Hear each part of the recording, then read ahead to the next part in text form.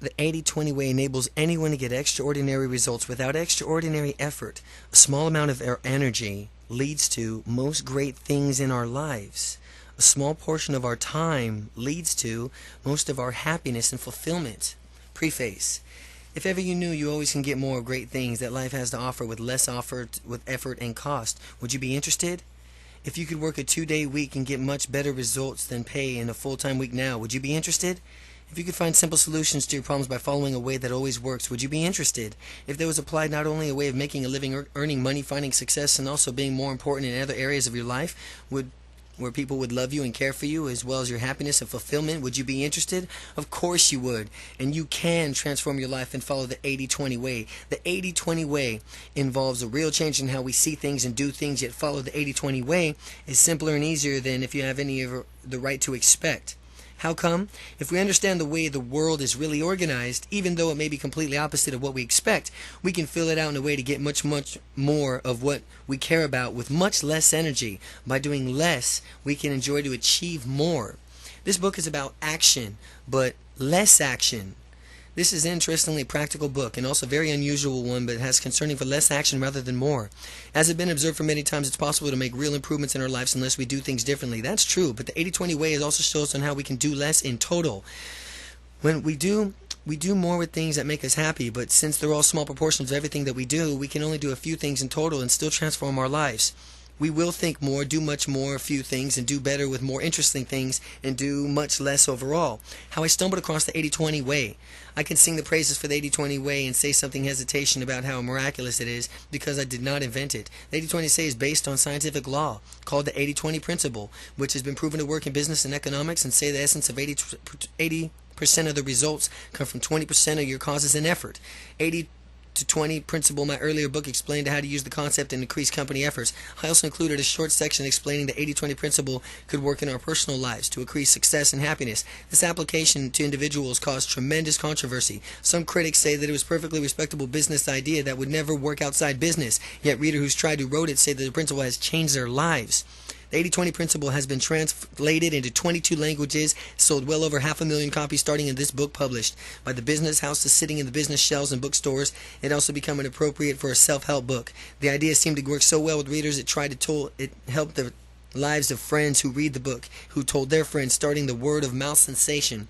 7 years later, I received a steady and increasing stream of letters and emails from people everywhere around the world, from you, which they mentioned for business, simply to say that the big idea has done their happiness and effectiveness. It's helped them concentrate with few relationships and issues and really important to them, and increase their sense of freedom, turbo boosted their careers, and enabled them to escape a rat race treadmill. Using the principle, they say it's taken away the guilt that they used to make them waste time working with the hard things and what were not important to them. The 80-20% principle has took them back in touch with who they are and what they really want out of their lives. This is certainly true for me personally. The 80-20 principle helped me realize what is important to me. In 1990, I ditched a conventional career, quit being a management consultant, and started living fully again. I was fully, and I had to remain fulfilled, for which I had a new work to do. But I resolved my life and drove my work not only the other way around. Since then, I've worked extensively on projects, writing books, being a lazy entrepreneur, but which means I mean creating new business, but not doing of anything hard work myself, but only if they excited me. With the exception of a year-long assignment in South Africa, I've held a proper job, since my decision has always been allowed to large tracts, time for the family and friends, sheer enjoyment of life. I have homes in London, Cape Town, sunniest part of Spain, and of course in time to each place I can enjoy them, often with very good friends staying for several months, and yet I'm not retired. By objectively standard, I'm achieving far more with extremely relaxed lifestyle than I ever did when I worked all the hours God sent. I'm utterly convinced that anyone can benefit hugely by working less and fulfilling their passions more. Rebalance your life. You not only have to create a greater health and happiness, but you probably lead to far greater success. However do you find success? Good to the 80-20 books. The 80-20 principle introduces the idea behind the 80-20 way.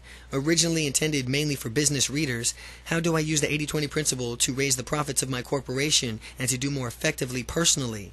The 80-20 individual for managers and entrepreneurs.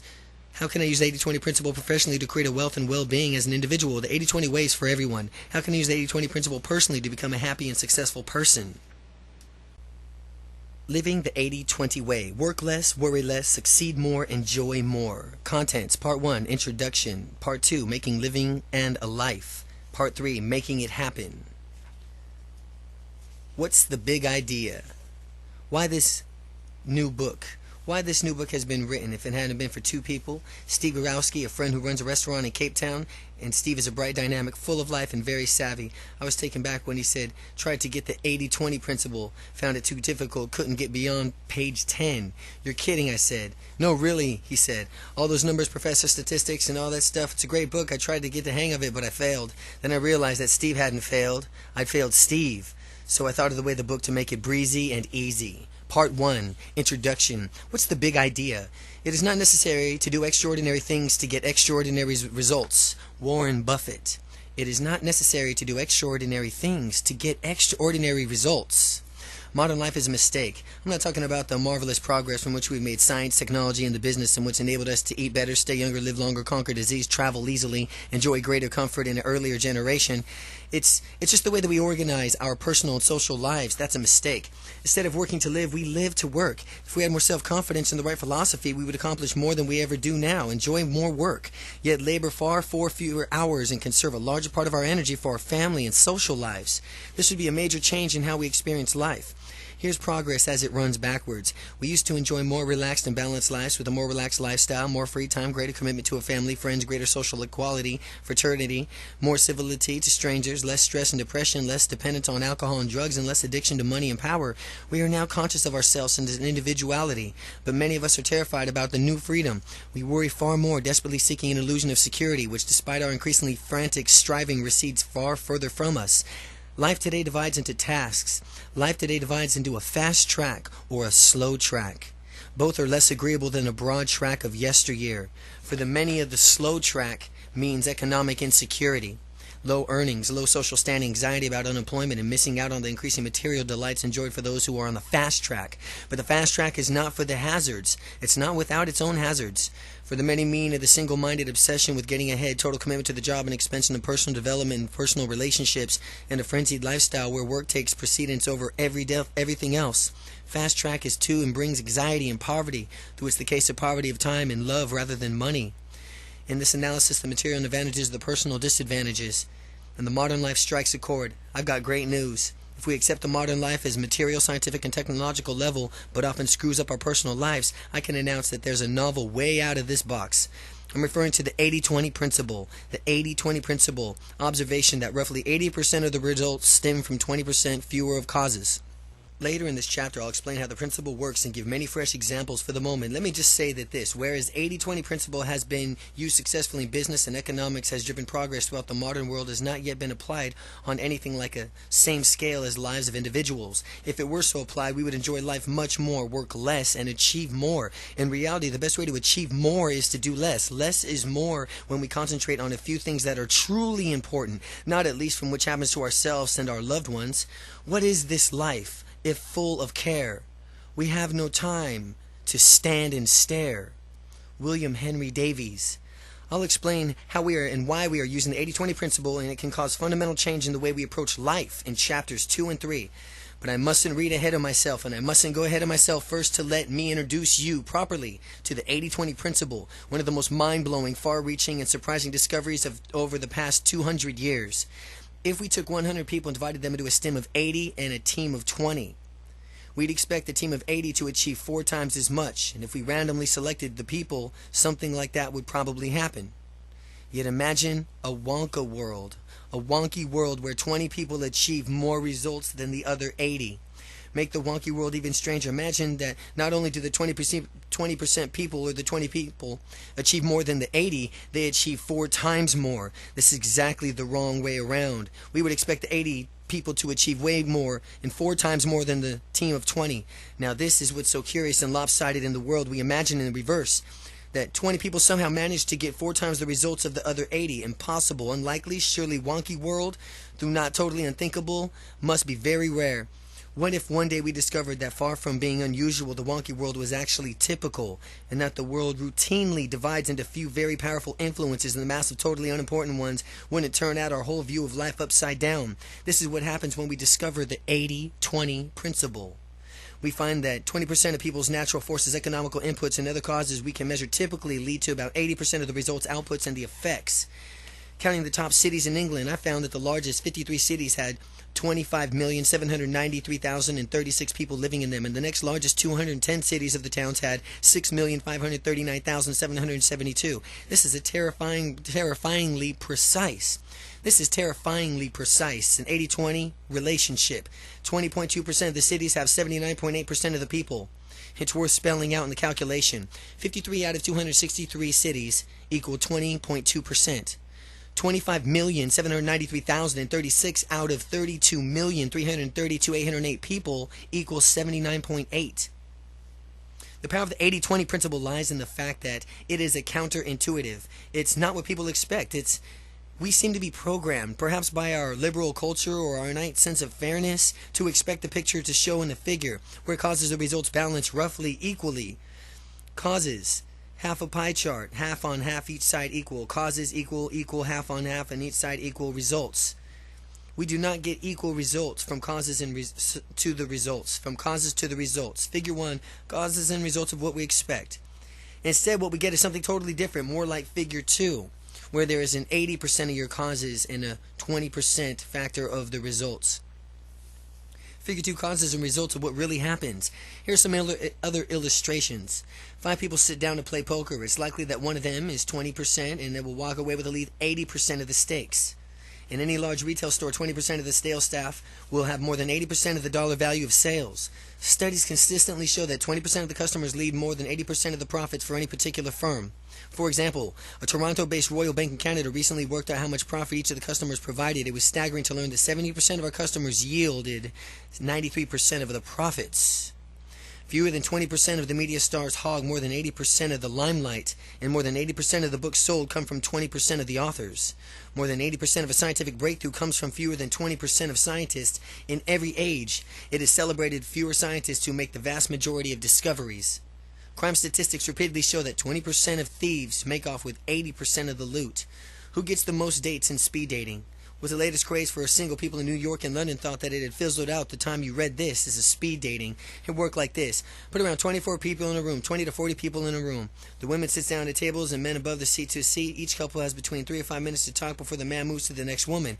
Everyone has a unique number and a badge, and you can make a note of the number of anyone that you'd like to go on a proper date with. The organizers collect the notes and at the end of the evening match up the pairs who liked each other. The next day the emails and matches with names and contact details. A major speed dating operator in the U.S. confirms that most dating a relatively few participants, at least 75% of the interested, goes out without 25% of the people. He comments, naturally they tend to be the most attractive people, but it's true that about half the guys do well have been speed dating before, and they were so confident about it. It seems to get a large number of dates, and it's a good idea to attend at least 2 or 3 speed dating events. Note that the 80-20 is simply shorthand for a very lopsided relationship between causes and results. The numbers don't have to add up to 100% in some cases, 30% of the causes, 70% of the results. Other examples may show 70-20 relationship, 20% causes to lead to 70% of the results. Or split, it may be 80-10 or 90-10 or even 99-1. We often find an even more exaggerating picture of the 80-20, whereas fewer 20% of people causes, in some cases as little as 1% or less, lead to 80% of the results. Here are some very wonky cases. Betfair, the world's leading betting exchange, where individuals take bets for other individuals, saying that 90% of the money stakes come to 10% of its clients.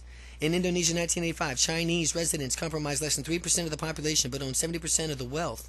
Similarity, the Chinese are the third Malaysian population yet own 90% of its wealth, and Meritus French families make up 50% of the population, own 90% of the wealth. Out of 6,700 languages, 100 of the top 1.5% are used to 90% of the world's people. In a famous experiment, psychologist Stanley Milgram dominantly and randomly selected 160 citizens of Omaha, Nebraska, and asked them to package a Boston stockbroker, but not directly. Send a package to a Boston stockbroker, but not directly. They had to send a package to someone they knew personally, then had to pass it to another person contact that they thought might know someone who knew someone close to the stockbroker, and so on. Most of the packages reached the stockbroker within 6 steps, leading to the idea that 6 degrees of separation. But the point for us is that more than half of the packages that made it to the stockbroker came through only 3 well-connected individuals in Boston. Those 3 people were important in getting desired results than the other inhabitants of Boston. Epidemics are caused by tiny proportions of causes which then have the effect of the proportion to their numbers. For instance, in an outbreak of gonorrhea in Colorado Springs, neighborhoods comprising with 6% of the city's population accounted for 50% of the cases. Investigating revealed that 168 people who had met 6 bars caused whole epidemic. Less than 1% of the population of Colorado Springs was therefore responsible for 100% of the disease. Americans comprise less than 5% of the world's population, yet consume 50% of its cocaine. Much more than 80% of the wealth created by a new business comes from fewer than 20% of the people who start them. Probably only 1% of new ventures in the past 30 years included Microsoft, which is worth $200 billion, account for 80% of the value created. Similarly, 1% of entrepreneurs, notably Bill Gates, is worth more than $30 million. Make more than 80% of the money from new enterprises. Historical files reveal that police spies in Europe were always aware of several thousand professional revolutionaries between 1847 and 1917. Of professional revolutionaries between 1847 and 1917, yet only one of them, Vladimir Ilyich Ulyanov, who called himself Lenin, actually caused a lasting revolution. Thus, one revolutionary out of more than 3,000, or 0.03% of the revolutionaries, participated 100% of successful revolutions between those dates. Though this is an extreme example, history is full of cases where tiny minority of players have diversified its whole course. To be sure, the 20% or fewer people who cause 80% or more of the results, whether good or bad, is randomly selected. They are not typical. They are interesting because they produce results from 10 to 20 times greater than those produced by other people. As the high performers are not 10 to 20 times more intelligent than the other people, it is the methods resource that they use, unusual of the power. All of life.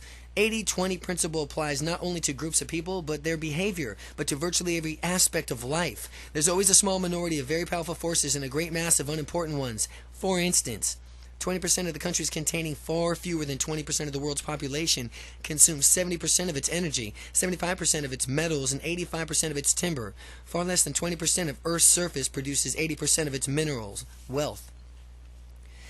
Fewer than 20% of the species cause more than 80% of ecological degradation. It's estimated that just one species, 1 out of 30 million on Earth, that's 0.0000003%, cause 40% of harm. No prize for guessing the species. A very small percentage of meteorites falling to Earth produce more than 80% of the damage. Far fewer than 20% of war produces 80% of the casualties. An overwhelming majority of baby seals in Alaska die young. 80% of the survivors come from 20% of the mothers. Wherever you go, fewer than 20% of the clouds will be producing 80% of the rain. Less than 20% of the record music is played more than 80% of the time. And if you go to a concert, whether it's rock or classical or familiar pieces, a tiny portion of the total repertoire available will be churned out time and again. Fewer than 20% of the treasures in most museums' inventories are displayed more than 80% of the time. Of investments made by successful ventures capitalists, 5% of them provide 55% of the cash, 10% produce 73%, and 15% yield a total of 82%. Fewer than 20% of inventions have more than 80% of impact on our lives. In the 20th century, nuclear power and computer probably had a greater influence than hundreds of thousands of other inventions, new technologies. More than 80% of food comes from far less than 20% of land. Also, fruit typically accounted for much less than 20% of the massive weight of every tree and vine. That meat is reduction of vast amounts of digested grain and grass. Drinks are also an extreme demonstration of 80-20% principle, which makes Coca-Cola so much more valuable than any other soft drink on the planet. Sacred formula, tiny amounts concentrated mixed at large volumes of water produces Coke, in which much produces beer and makes different new beer brands distinctive, minute proportions of hops and other flavorings. In fact, the whole process of life, from acorn to giant oak, from grain to wheat, from bread bowl region to perfect expression of the 80-20 principle, takes to the fullest extent, diminutive cause, massive results. Finally, evolution presents a stunning example of selectivity. 1% of species that have ever lived on Earth, biologically, Richard Dawkins estimates, constitutes 100% of the species now living. Finally, an evolution presents a stunning example of selectivity. 1% of species that have ever lived on Earth, biologist Richard Dawkins estimates, constitutes 100% of species now living. The 80-20 principle works everywhere in life. I'm surprising, it's amazing. It's not what we expect, but there's a big imbalance between causes and results. Most causes have little result. A few transform life. Many people believe that the 80-20 principle, with its emphasis on the 20%, is inherently elitist, but it's very wrong. It's fallacy, and there's a restriction on who's the 80-20% principle or the zero sum again. It's not true because I benefit from the principle somebody else must lose. To object to the improvement on the grounds of its elitist. Elitist is a wrongfully headed progress and desirably and helps everyone. Perfection and equality impossible. In my opinion, equally undesirable. undesirable. The 80-20% principle is no more elitist than, for example, money or private property or vaccines against disease. Refusing to use any of these because they are elitist is silly. They are all tools that improve life for everybody. Anybody can improve their life by using the 80-20 way. The application of the 80-20 principle to our daily lives with the objective to decreasing effort and worry, increasing happiness, and results from what we want. We use the 80-20 way to get the grain of the universe, producing better results for easily on what we do, and when we do, other people benefit as well. What would happen if everybody used the 80-20 way? Everybody would be better off. There would still be top 20% at the bottom, 80-20% of everything. Certainly, unless there was no further improvement, would be impossible. Certainly, unless there was no further improvement, would be possible. Only if I reach utopia or nirvana, a perfect world where the 80-20% stop working. Fortunately, that's not going to happen. We always have something to improve. And as you know, my own experience, as hundreds of thousands of people have discovered, using the 80-20 principle can have an enormous influence on just our economy and society, but also our personal lives. It can make us happy, fulfilled, and relaxed. We start by creating more with less. Create more with less. Many might go to heaven with half the labor they go to hell. Ben Jonson. All human history, all progress and civilization involves getting more with less. Nearly 8,000 years ago, humans moved from hunting savage animals to gathering wild fruits to a system of agriculture, cultivating land and domesticating animals. Our ancestors got much more better food and much less struggle and danger. Until 300 years ago, 90% of the world's population labored on the land.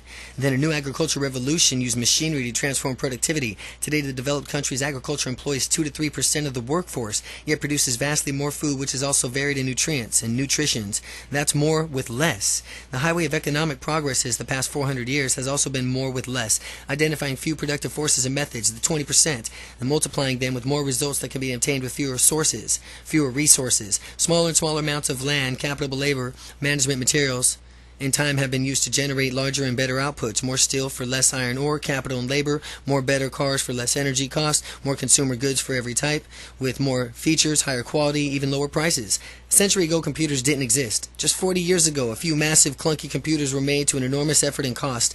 The planet's total computer power was far less than that of a small laptop I'm using now. Computers keep getting cheaper, smaller, easier use, and more powerful. They exemplify more with less, and exemplify more with less. Every material advance of humanity in science, technology, and living standards of housing, food, and health, and long-term and leisure and transportation, everything that makes modern life so much richer and more fun than before, gives more with less. We can often get more with less simply by leaving something out. All algebra does this. It lets us compute more easily by leaving out the numbers. With the basis of computer programming breakthroughs, the World Wide Web operates at taking distance of locating of an equation. The Sony Walkman, a brilliant innovation and really cassette player minus the amplifier and the speakers, yet it creates a fantastically versatile way to listen to music anywhere. A dry martini makes a great drink of cutting out the martini. The best fast food industry is simply restaurants without the waiters. It is a scant exaggeration to say how the less is the basic principle by which the modern science, technology, and business advance living standards everywhere. The 80-20 principle says that the small minority of causes leads to the large majority of results. And we know that the results we want, therefore we can look up the super productivity way to get those results. The 80-20% principle guarantees that there is always a way, every time more with less possible provided, but we identify the golden 20%, the people, methods, and the resources for extremely creative and productivity. Companies and countries that devised ways to deliver more value and less effort, people, power, and money flourish, where money will flourish, but it can never rest on their laurels, because there is always a way to deliver even more for even less, and somebody soon will find it, because the 80-20 principle economic progress cannot stop. We don't apply more with less to our individual lives, though. Though the modern world has embraced the law of progress, the economic and scientific principle is more with less. It has consistently failed to apply very same principles in which we organize our private and social lives. The modern principle for individuals is more with more. To get the money or more money, more status, more interesting job, and exciting life, it seems necessary to give more and more of one's profession job. Company, customers, sometimes the point is that there is no time and energy left for oneself, one's family, one's friends, let alone for unhealthy relaxation or to recharge creative batteries. Life is the fastest lane and work in the fastest lane. There's certainly more challenge, more stimulation, and more money, but there's also total submission to work demands more burnout and pervasive anxiety. How come we successfully use more with less for science, technology, and business, and yet insist on more and more when it comes to our working lives? If more with less works with companies and economies, it should work with individuals as well. In fact, I know it does, from personal experience and from seeing my friends and acquaintances getting more with less and satisfaction, more achievement, more money, more happiness, better relationships, and more balance than a relaxed life, from less blood, toil, tears, and sweat. Many things from which we do absorb energy is the worst and useless. Worry is a prime example. Worry is never useful. When will we find ourselves worrying? We never either act or not worry. The decide is not to act and not to worry. If you want to act in bad fate and reduce its chance of happening, the action is worthwhile. When should we act and not worry? If on the other hand we can't control the influence that will happen, then worrying will cause us to distress, but not help us. We should not act and not worry. Worries will always arise, but what could we do? And when we can do it without them. Instantly decide to act or not to act, but in either case, not to worry. Have a big project ahead of nothing of us. Have a big project ahead of us. Nothing less than the reversal modern work and living habits to exchange from more with more to more with less in our personal, social, and professional lives. It will take time. Social fashions don't change all that easily or quickly, but the Calvinist notion of the toil and trouble of essential from personal advancement is so deeply rooted in the culture of working assumptions of modern life that it will take a generation to uproot it. Yet a beauty of 80-20% way for an individual, for you and for me, is the way we do it and the way we have to have it. It's all the ways in which we have to wait. We can start using it and benefit right away. How to get more happiness with less effort. More with less is practical tool and delivers two promises. It will always possible to improve anything in our lives, not by small amounts, but by large amounts. How to get more happiness with less effort. More with less is practical tool that delivers two promises. The way to make improvement is to ask, what will give me much better results for much less energy? It's not enough to seek improvement by means of greater effort and the same effort as today. Much better outcomes to be sought alongside lower effort.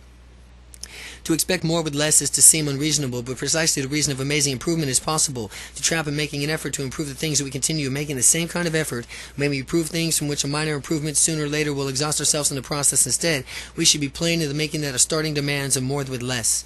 We are going to have to dream it up and break through, and deliberately cutting back on what we put into the task and yet asking for much more, we force ourselves to think hard and do something different. This is the root of all progress. Thinking hard may sound a bit frightening, but it isn't much to do. A little hard thinking, arrive at much better result. Avoid a lot of hard doing. But with practice, thinking how to get more with less becomes fun. The trick is to pick activities offering a higher reward for less energy. You have the high and then the low amount. And in the center, between the top and bottom, is a line called effort. And then you have the left and the right side, which is low and high. And that's the reward. You want to get the most highest reward with the lowest effort. Figure 3, the more and less chart. Imagine you're a cave person in a town of bedrock. Now the town of Flintstones, you need to get the other side of the town in a hurry, and the alteration is to walk or run. Walking will take forever, running is quicker but more effort. The run would make a very modern blunder of seeking more with more and the classy trap of trying to secure a better result for working harder. The 80-20% way is different. We demand quite unreasonably a much better result with much less effort. For since we know more with less is possible, we continue thinking until we get more or less solution, and we get more bedrock much faster without doing the slog of running. Like the waitress in the prehistoric diner, we could roller skate with less energy than it would take to run, yet arrive quicker. Or we can go on one step further and jump on the back and friendly brontosaurus. That's more with less. And imagine that you're a teenager wanting a date with an attractive boy or girl, and the more with less chart could look like figure 4. You have the high and low effort of the square, where you draw attention to yourself, or you think about it and do nothing. And then the left and right, which is low and high of the reward. You got the effort and reward, where you win over parents and you smile and ask. You want to be at the point where you're very high with reward and low with effort. Most attractive, more with less. I am not saying that you should take a path of least resistance or never dedicate yourself 100% to an activity or cause or dearest. The choice is yours. If we go for the right activities, we can work effortlessly and achieve a great deal. If what we put everything into is what we do and achieve even more. Figure 4, teenagers wanting the date. Think about any great scientist, musician, artist, thinker, philanthropist, or business leader. Do they achieve by trying to do something and find easy and natural, by trying to do something that is hard and unnatural? Do they achieve because they work hard or because they find it easier than other people to excel in their chosen arena? Do they work hard because they feel guilty or because they identify their work and believe in it and love it? Even when they work hard, their work is always economical. They get a huge return on their efforts. In our personal life, there's always the thing that we can do and work very best well, taking little money or effort. It's incredibly corny, but the best things in life are free, or nearly free, giving a fantastic return on effort. Saying thanks, showing appreciation, displaying affection, watching a sunrise, sunset, caring for a pet or a plant, smiling a casual acquaintance or stranger, committing random acts of kindness, enjoying a walk in a beautiful place. These are all things of getting more with less. The rewards are out proportion to the effort. If you think about it, the only way to get leaps forward in our lives is to demand more with less. The beauty of more with less is that you can be applied for anything. It always works. It always gives you the answer of which you keep looking throughout your life. The problem with more is that it's unsustainable. People more or less easy maintain and extend a bit of upfront thinking in a small price for a huge lifetime reward. What's difficult becomes easy. One final element of more with less that can take and make a difference of our own lives and the roles the habit plays. Anything we do is more difficult the first time and gets progressively easier, but the more we do it, the point that becomes easier to not do it than to not do it. A terrific example of an exercise. Walking 5 miles is extremely tough the first time you do it, but if you do it every day, nothing could be easier. In fact, both body and mind get used to doing it after about 2 weeks. It becomes like second nature. What's difficult becomes easy, and what's easy often creates difficulties. Although you can change your habits at any time, it's easier to change earlier in life. We almost do what's easy, such as overeating, driving everywhere rather than walking, getting angry, or at least provocative. We'll find it difficult to reverse the habit a few years later. On the other hand, if we do a few hugely worthwhile things that are hard to start with, we'll find before long that they become easy. In a few great habits, the vital becomes the without continuous renewal, and we can lose without working very hard for it. It doesn't matter, for example, efforts will be gone. Why work hard for nothing when a few habits that become second nature can give you a healthy rhythm every day? We get more rewards with less energy if we adopt rewards habits earlier than later. But also, given human nature, we'd be better selective about the good habits from which we're going to adopt. We get more happiness from less effort if we carefully select a few excellent habits we'd like to have and master these, not bothering about all the other good habits we could, in the theory, to cultivate. There's a limited number of good habits most of us can practice, and a few habits have phenomenal effect on our happiness throughout life. We get massive bonanza from a little upfront effort. If for you, not to me, to decide a high payoff new habits and cultivate now, you'll lose on the leaving until later. You shouldn't choose the habit because it's a morally good one, but because a huge benefit to you. Choose several super rewarding habits that will be your friends for life. A habit that's your friend. Everleaf and Overleaf are some examples of habits that are huge benefits and the benefit mattering to you. Only you can judge. Choose your 7 high payoff habits carefully. Get more happiness for less effort. Examples of high lifetime payoff habits. Examples of high lifetime payoff habits. Habits. Daily exercise. The payoff is much better health, more attractive body, you feel great. Habit. Daily intellectual. You keep alert, increase your intelligence, and enjoy thinking. Habits. Doing altruistic. Payoff is it makes you happy. Habit is you act a day. Doing an altruistic act a day is what makes you happy. Meditating or quiet thinking each day. It clears your mental clutter for better decisions. Daily nurturing of your lover. It keeps him or her and them happy. Always give praise or thanks where possible. Makes the other person feel good. Save and invest 10% of the income. Future free of money worries. Being generous to friends. It deepens the relationship and feels good. Always having 2 or 3 hours of pure relaxation every day. It renews your energy. It keeps you happy and healthy. Keeping calm and relaxing always. Evokes trust. Focusing on what matters to you, deciding never to worry, always to act and not to worry, not to act and not to habitually asking yourself how to get more with less. It evokes trust, enhances reputations, to feel good and better health and longer life. You make more out with less. You get peace of mind, reduction of effort, and dramatic improvement to any situation. Pick a few payoff habits that will make you the happiest. List the far exhaustive so that adds to the habits and have potential to make you very happy. Then master your 7. More with less, the final frontier. What's more precious to us is short supply will be the most upset to see run out. The answer is probably time. We might be unbelievable more with the less supplies of which to think of the shortest of all time, yet however strange it seems, that claims is true. Chapter 3. We have all the time in the world. Time is a gentle god. Sophocles. At the age 30, an extremely successful Wall Street trader decided to go to Tibet, enter a monastery, and undertake rigorous spiritual studies. On his first day, while his fellows trained him in hanging on the back, the ex-trader marched up to the top Zen master and asked, "How long does it normally take to become enlightened?" 7 years later, the Zen master replied, "But I was at the top of my class at Harvard Business School. I made 10 million in Goldman Sachs. In preparation for the entering of the monastery, I've taken all the best time management courses. How long will it take for me to study intensively and try to extremely hard to cut the time?" The Zen master smiled and said, 14 years.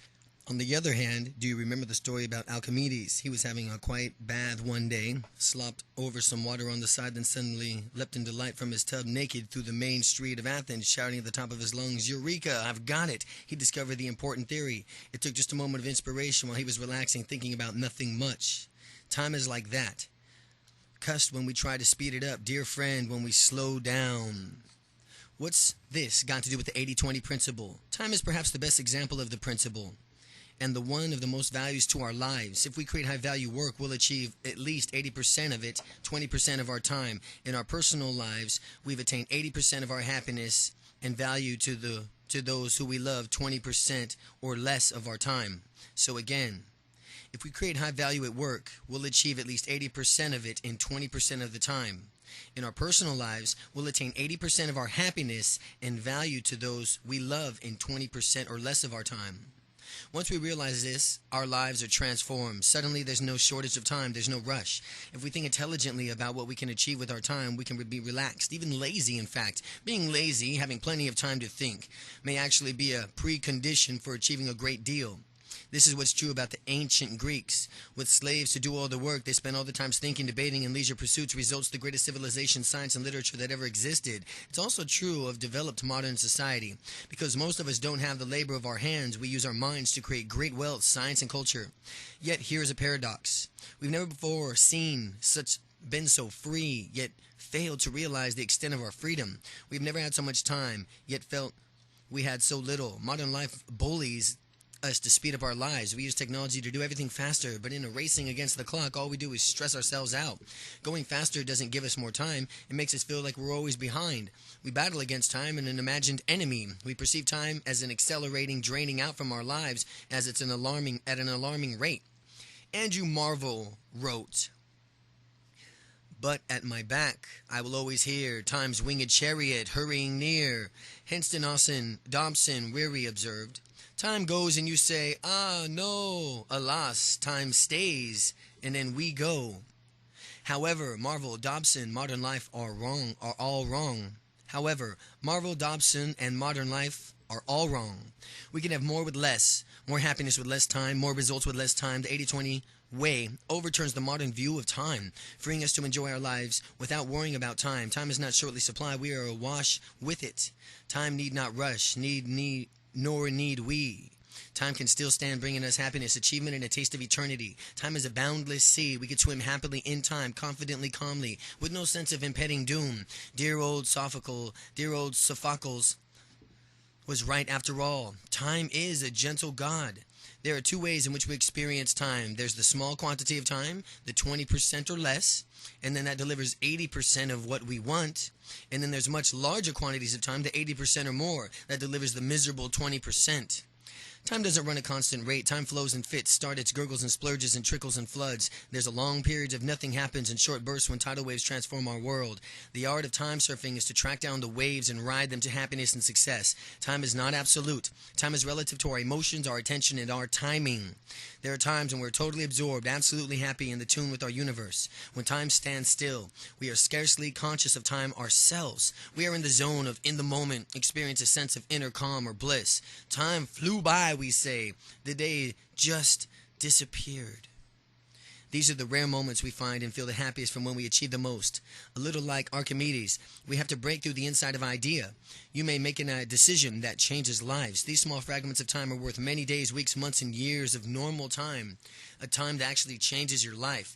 At other times, little worthwhile happens. We're bored, miserable, exciting. In these dog days, time doesn't race past and stand still. It drags heavily along. In time from the first category, the same as the character value of time of the second category. Hardly a day is the time zone which may be worth a lifetime of dog days. Less is more. The value of time, how we experience it, depends on how we use it, how we feel about our lives at the time. Bullet point 1. We are more likely to experience 80% of our happiness in 20% of our time. 80% of our time may only contribute 2% of our happiness. Probably 80% of what we achieve comes from 20% of our time. And other 80% of our time only leads to 20% of our achievement. It follows that, bullet point, most of what we do is limited value for us and everyone else. French novelist Le Boyard wrote, Those who make the worst use of time most complain of its shortness.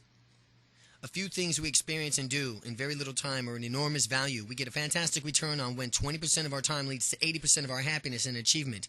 We could get a fourfold, a 400% return on this time if only we make good use of short portions of our time.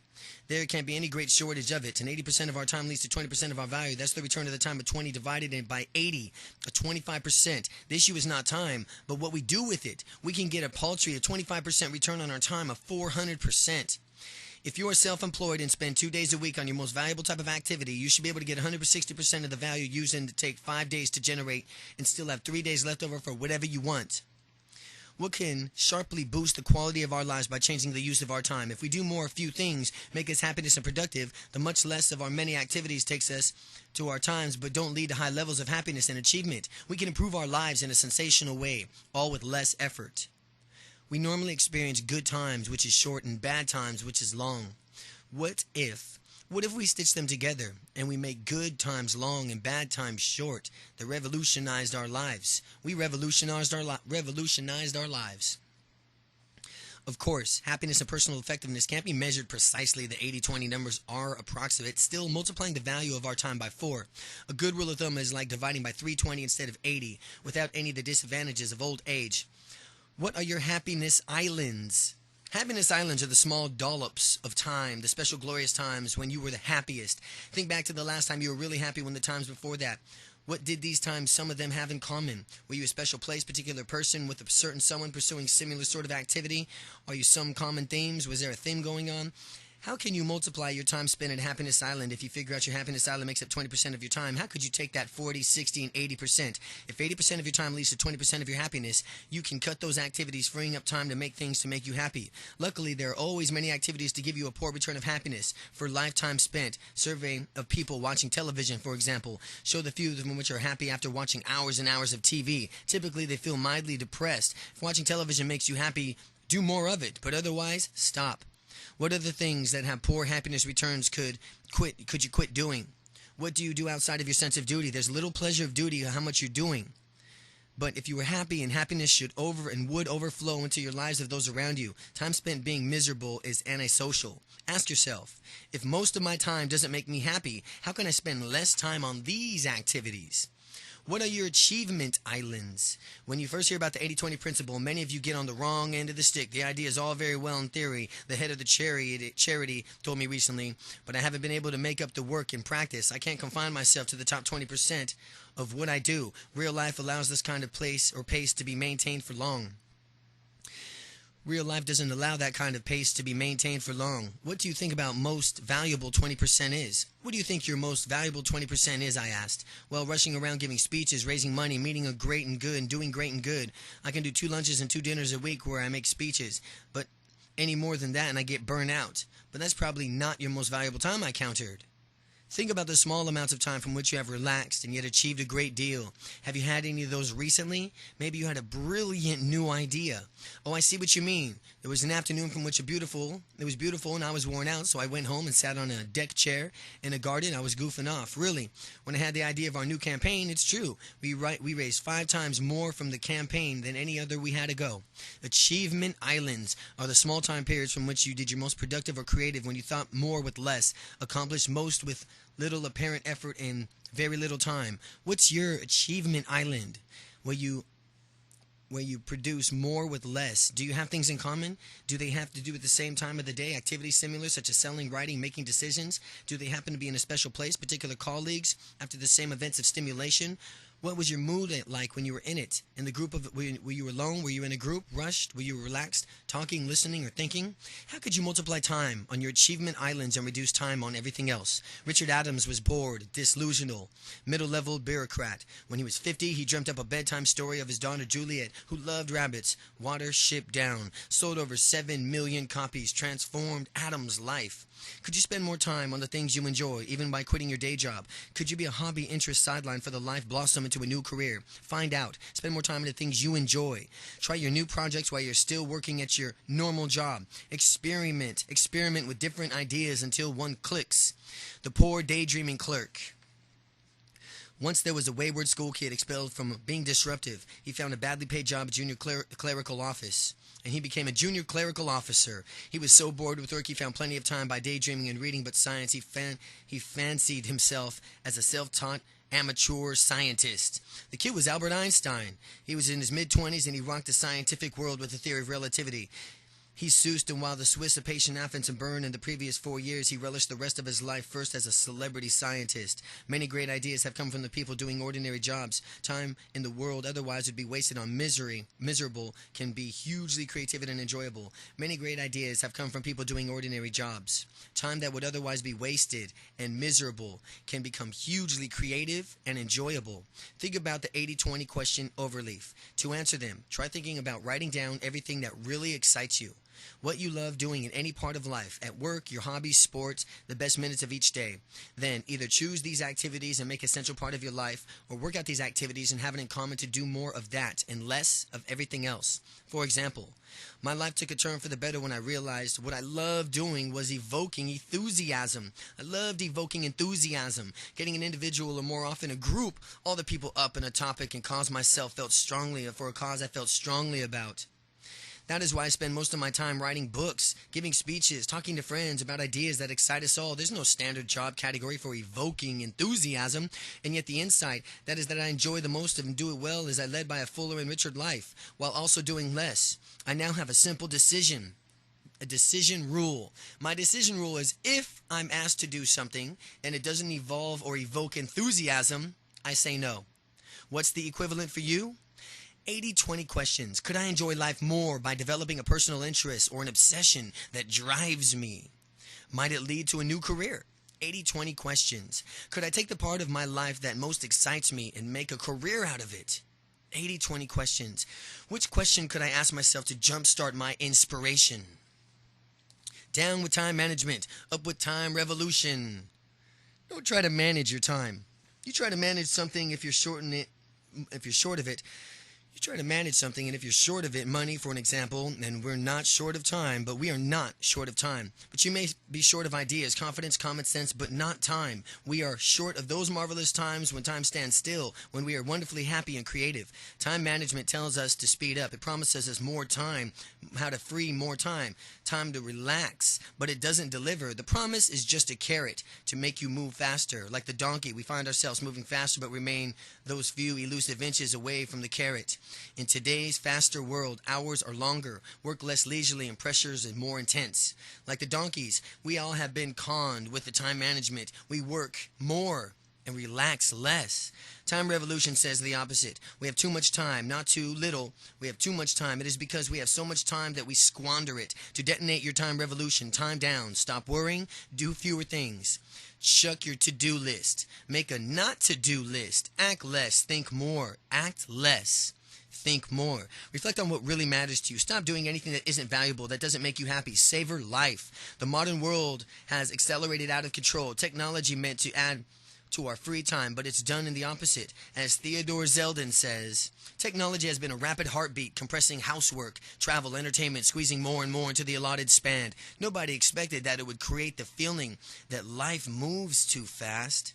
Swim against the tide of acceleration. Be unconventional, even eccentric. Purge your diary. Dump your cell phone. Stop going to meetings or events that bore you. Reclaim time for yourself and the people who you care about. Time revolutionaries. Like many, I admire Warren Buffett, the investor who's the planet's second richest person. I don't admire him for his business acumen or his money, but his wildly unconventional way with time. He runs America's biggest, richest conglomerate empire. But what does he do? Does he rush around? He is super busy, is he? Absolutely not. He says he tap dances to work. Once there, he expects to lie on his back and paint the Sistine Chapel ceiling. His style, he says, borders on lethargy. He makes very few decisions, only the extremely important ones. By being relaxed and thoughtful, he usually gets them right. Of people I've known, he gets my number one time revolutionary award. Step forward. Bill Bain, the founder and former leader of a very successful management consulting firm. Bill Bain. I was a partner for 2 years. Everyone worked hard and long, with one expectation. I'd often run into Bill in the elevator. He was always dressed immaculately, always entered and leaving the office often spotless tennis gear. Bill made all the key decisions and made a fortune with very little time and effort. Managing consulting a hard labor, yet Jim, a friend of the partner, also bucked the trend. We first worked together in a tiny cramped office, full of noise and frenzied activity. Everyone dashed madly around except Jim. There he sat, calmly examining his calendar and languidly writing down his objectives. Our job was to execute them. Jim was wonderfully effective. Chris was another consultant, a time revolutionary. He sold multi-million-dollar assignments. The troops loved him. He was always in the office early in the morning, late at night. His reputation for long hours was undeserved. Chris routinely spent afternoons discreetly playing golf and tennis, racetrack, taking long lunches. Everyone assumed that he was with his clients. When I chided him, he said he was following the 80-20 way, getting more results with much less energy. I had to agree it was true. Living and live in the present. The present moment is vital. Present moment is vital. Don't live in the past or the future. Don't worry about the past or the future. Get more with less. Confine yourself to the present moment and enjoy concentrating on the present moment. Time doesn't run out, nor does it run from left to right. As the clock tells, time keeps coming on, keeps coming round. Time enjoyed as the past still there. Our achievements and good deeds still stand. The present real or precious regardless of how long or short the future will be. We can be proud of our past, but we can also have hope for the future. But we can only live in the present. The 80-20 rule views the time makes us more relaxed and connected. Relaxed because time gone is not time used up. We are more connected to what is going on now and to other people. We have the precious gift of life today to be enjoyed and experienced how we choose. Each moment life is a quality of eternal to stamp our own individuality. When time stands still, we are totally absorbed in the present. We are everything and we are nothing. Time is fleeting and eternal. We are happy. Life has meaning. We're part of time and also outside of it. Time revolution brings us more joy in time. When the present moment has meaning, time is one seamless whole, valuable, yet inconspicuous. The rush is over, anxieties recede, bliss increases. We could be intensely happy in no time. When we are all in one life in the universe, we step outside of time. We reach the highest form of more with less. Improving key elements of your life. It's time to move to part 2, from which we apply less is more and more with less to 5 key areas of your life. The less is more and more with less key areas of yourself, areas of your work and success, areas of your money, areas of your relationship, and the areas to the simple good life. In each area, we learn to focus so that more and less is more. We focus so that less is more. We also see how improving your life, dodging the strain and stress imposed by the more from the more treadmill, learning to enjoy more with less. The emphasis throughout our practical action steps in part 3, you and I will carry this to its final conclusion, developing a personal action plan, enabling us to thrive in the modern world while elegantly sidestepping in its wearisome woes. Part 2, Making a Living and a Life, Chapter 4, Focus on the Best 20%. I've got more energy now than when I was younger because I know exactly what I want to do. Legendary ballet master George Balanchine. When I was 12, Steven Spielberg decided to be a movie director. 5 years later, he visited Universal Studios. He ducked out of the standard tour, find a red reel movie being made. The 17-year-old buttonholed head of the Universal editorial department told him about his films he was going to make. Next day, Spielberg dressed up in a suit, loaded his dad's briefcase with 2 candy bars, a sandwich, marched boldly through the gate into the Universal Studios. He commanded a deserted trailer. Writing Steven Spielberg, director, on the door, he became a fixture on the lot, mixing with directors, producers, writers, editors, sucking in ideas, observing how real directors behaved. At age 20, Spielberg showed the Universal a small movie he made and won a 7-year contract to direct a television series. Later, of course, he made a string of hits, including E.T., one of the highest-grossing movies of all time. Spielberg was focused on the secret of all power, the personal power. Personal power, happiness, and success. Focus on doing less, being less. Focus makes less more. Few people focus, yet focus is easy. Focus expands an individuality, the essence of being human. Who are you? Who do you want to become? Life's greatest mystery in human character and uniqueness is we craft individuality. Other animals can't. We share 98% of our genes with chimpanzees, yet 2% variations makes all the difference. We're not totally subjects to our genes in creating stories, ideas, music, science, popular culture, and thinking and communicating. Humans do surprisingly things that our genes wouldn't. Our destiny lies in becoming individuals and creating a fulfillment to our unique potential. We each evolve differently and unpredictably, and individuality implies differentiation. Becoming different requires editing, subtracting, focus. We become dissimilar by focusing on the distinctive and authentic parts. True, we're the blank slates. We're the blank slates. The blank slates. Our genes determine our appearance and what we have in a big say in our other matters. But as we grow up, our parents and families influence how we behave, think, and think of ourselves. Our teachers, friends, priests, bosses, mentors mold us.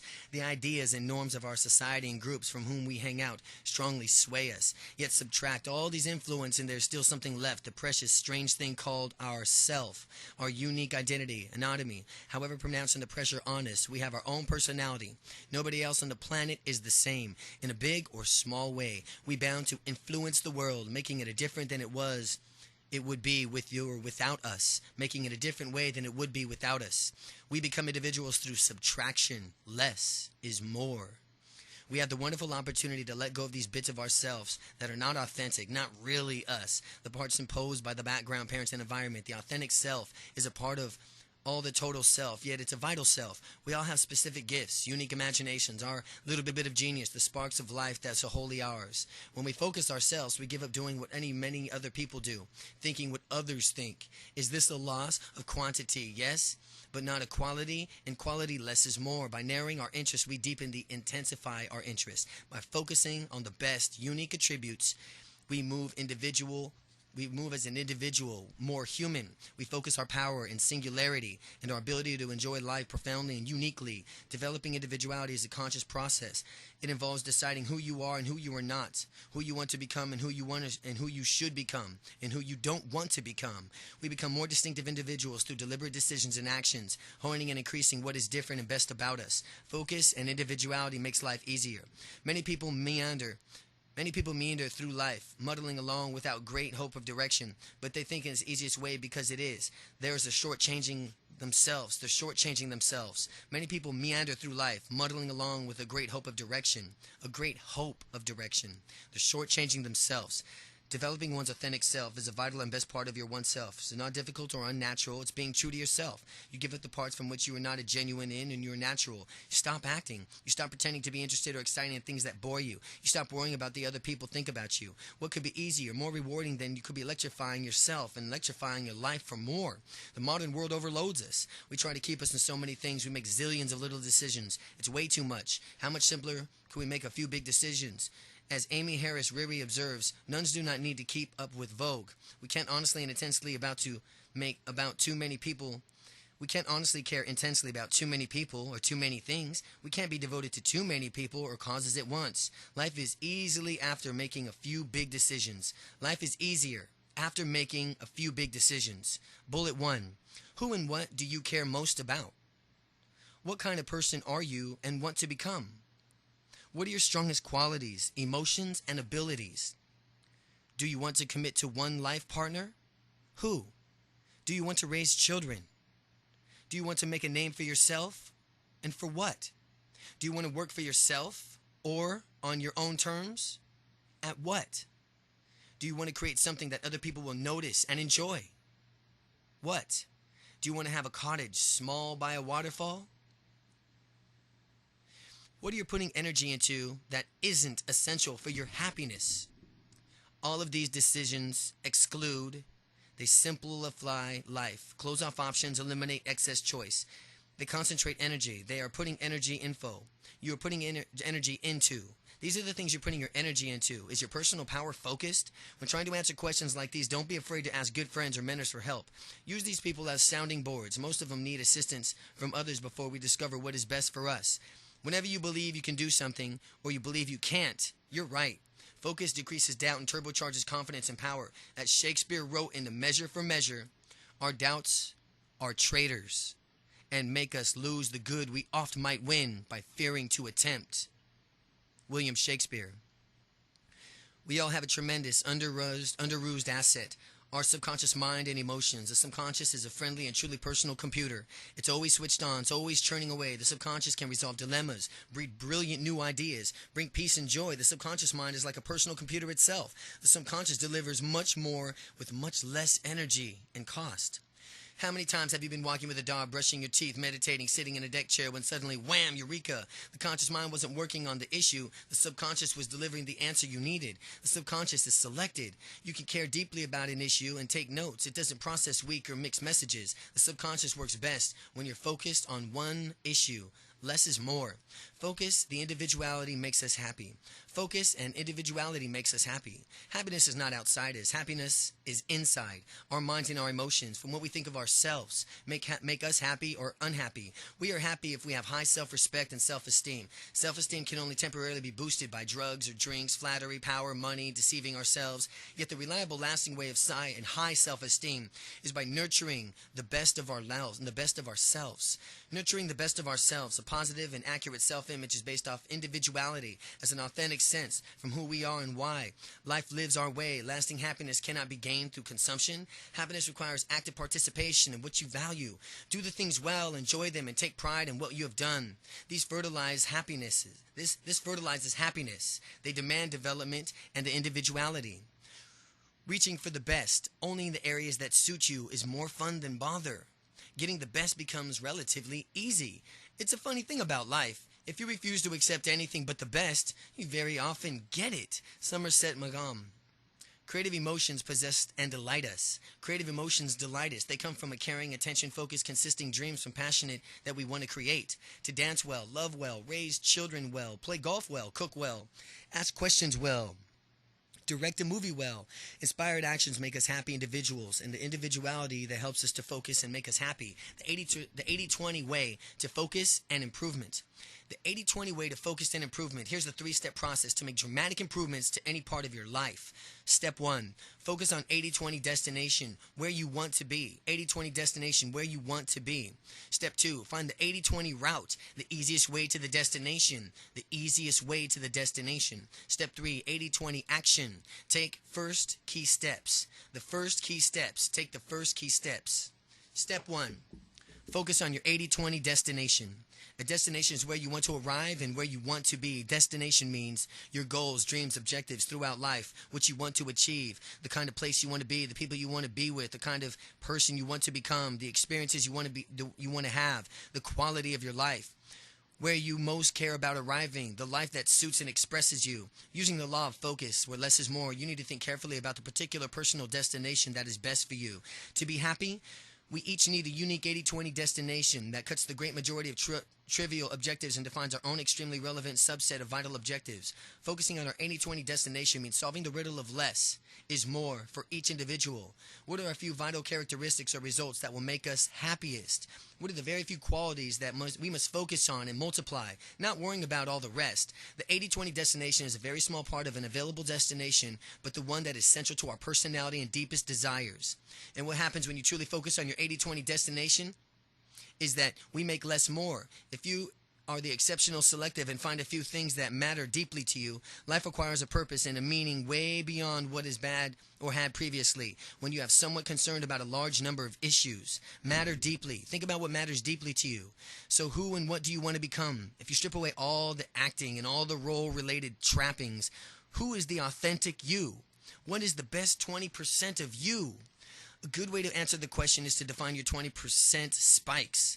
Let's take the example of my friend Steve, who runs in a restaurant in Cape Town. Steve's 20% skills, interest spikes show the figure on 5 on page 56 are entertainment, hospitality, rock music, starting businesses, and teaching, understanding people, and verbal skills. He's ideally suited for starting and running a funky restaurant. Figure 6 on page 57 depicts Steve's 20% emotional personal spikes, inspiring leadership, teamwork, being trusted, and a zest for life. Use figure 7 and 8 on page 58 and 59 to chart your own 20% spikes. Put dots where you think they belong for each attribute and then join the lines up. I want to make a name for myself in the restaurant trade, Steve says, not just to Cape Town and South Africa, but internationally. I'm committed to Tracy for our life and to our children. I want them to grow up loved and lead happy lives. Besides creating and building a new restaurant, I enjoy leading and training people so that they can become the best that they can do in their jobs. I'm still learning about what it takes to make a restaurant great, and I will continue learning. Is there anything else, I asked, that you really care about? No, he says. Steve knows his 80-20 destination. Do you? Can you limit what you are trying to become and do down to the essentials that really matter? If so, you can make less more. Try filling in your destination. My 80/20 destination is, write 1 through 5. My 80/20 destination is 1 through 5. Check. Bullet 1. Does the 80/20 destination reflect what you truly want and care about? Does it mirror your individuality? Is it unique to you? Does it bolster the best of your talents and emotions? Does it focus on you? Will it avoid squandering energy on many other things? Does it exclude lots of objectives that recently soak up large parts of your energy? Is it short enough for you to remember all the time? Does it excite you? Is it a dream life for you? But most importantly, will you pursue it? Prove less is more for you? Will pursuing it prove that less is more for you? Step 2. Find the 80/20 route. What's the best and easiest route for your 80/20 destination? Knowing what to do, knowing what you want, how you want to make a large improvement in your life, and while doing less overall. Bullet 1. There's always many possible routes to any destination. A large majority of routes from which being greater, inferior to the few of the routes. A large majority of the routes will be greatly inferior to a few of the routes. The 80/20 routes we select are as many times easier than more productive than other routes. There's always a route that provides an elegant and relatively easy solution, a way to get more and a way to get much more of what we want from much less energy and time, money and bother. All we have to do is to find it. Probably someone else has already discovered the route, or one very similar who has been spectacularly successful reaching the objective similar to the 80/20 destination. How do they manage it? Routes are always personal affairs. Pick one that suits you particularly well. Routes become easier with help from allies. Think hitchhiking, who can give you a lift. But the acid test is whether or not you devise an 80/20 route is this. Does the route offer more with less? Does it give you not only a better solution but also an easier one? Unless it is both better and easier, it won't lead to a major improvement in your life. It has to be better and easier. As a simple and literal illustration of routes, let's assume that the destination is a Paddington train station in London. You live in East London, close to the Tube subway stop. You're always walking, but it isn't practical for 6 miles and you need to get to the Paddington quickly. Looking at the tube map, you plan to go directly from the local station to the Central Line to Notting Hill Gate, the change of a Circle Line to Paddington. All fine and dandy. Yet what is it that you want? An 80/20 route is both faster and also better. Try this. Leave the tube at Lancaster Gate Station 2 stops before Notting Gate. Take a relaxed walk to Paddington, occupying no more than 5 minutes. Altogether, you save yourself the station's travel on the tube is well known as a hassle, changing from the line another and waiting for a new train. The 80/20 route is easier, more pleasant, yet quicker too. More with less. Or imagine you're in a southern Spain in a rush to get from San Pedro to the coast of Seville. 3 hours drive inland. You're a nervous driver and usually get lost. The road to Seville starts at 30 miles of the hairpin bends throughout the mountains of Pass Ronda. There are many changes of direction and the route is hard to follow. There is no other way to Seville that there's any other near the short or direct. You're grimly set off. But what if you follow the 80/20 way and demand more with less, a solution that's easier for you? You also take less time, even though it would take a few precious extra miles. You study the map carefully and ask the cashier and service station to help. Tells you what is the price for a small town. You can take the freeway from Malaga, then another freeway to Seville. How long will it take? 2 hours, she says. If you drive fast, it is clearly marked. Even the grandmother couldn't get lost, she laughs. You find she is right. The freeway is clearly marked and almost completely empty. The Spanish hate paving tolls. By taking an extra time to thinking, you found a much easier route that is also faster, more with less. Be clever, however, about your objectives before deciding in a route. The Seville example, the best route would be differently if you had plenty of time. Enjoying driving on challenging roads and placing a premium on beautiful scenery. If so, you'd pick the mountain route for Via Ronda. It would offer you more with less, more interesting and stunning views for less distance and cost. The destination is not only Seville, but also for the fun of getting there. This is typical for life from which you live to the full. It's important for you to know that you want to achieve of what you don't want to achieve. It's important for you to know that you want to achieve, you got to know what you want to achieve and what you don't want to achieve. And it is the equal of the greater importance to know how you want to live, how you don't want to live, what person you want to be, and the person you don't want to be. Of course, my travel examples are rather trivial. There's a meant to be provide simple and memorable illustrations of the 80/20 routes. It's not meant to imply that there's always a better travel plan of the ones touring routes or the weightly enough to fret over. But for your key 80/20 destinations, it's worth substantial thought to devise a better and easier route so that you get more with less. It is certainly the case for finding the route to your best 20%. How do we do this? Back to Steve. He has discovered an 80/20 route. I've made a start, he says, and he tells me I found back from the overseas and I've opened up the restaurant 2 years ago. It won the best Cape Town restaurant competition last year and everyone agrees it's a cool place. But I want to have a chain of these restaurants in South Africa, then overseas. The first step is to open a Johannesburg. To do this, I need to find new backers and I'm close to having that done. Then I have to prove that an idea will work in Joburg. So that there's nothing else important on the route, I ask. Is there any one thing, Steve says, I need to mentor from America or Europe or Australia to get better at what I do? I need someone who's better than me to help stretch and stimulate me.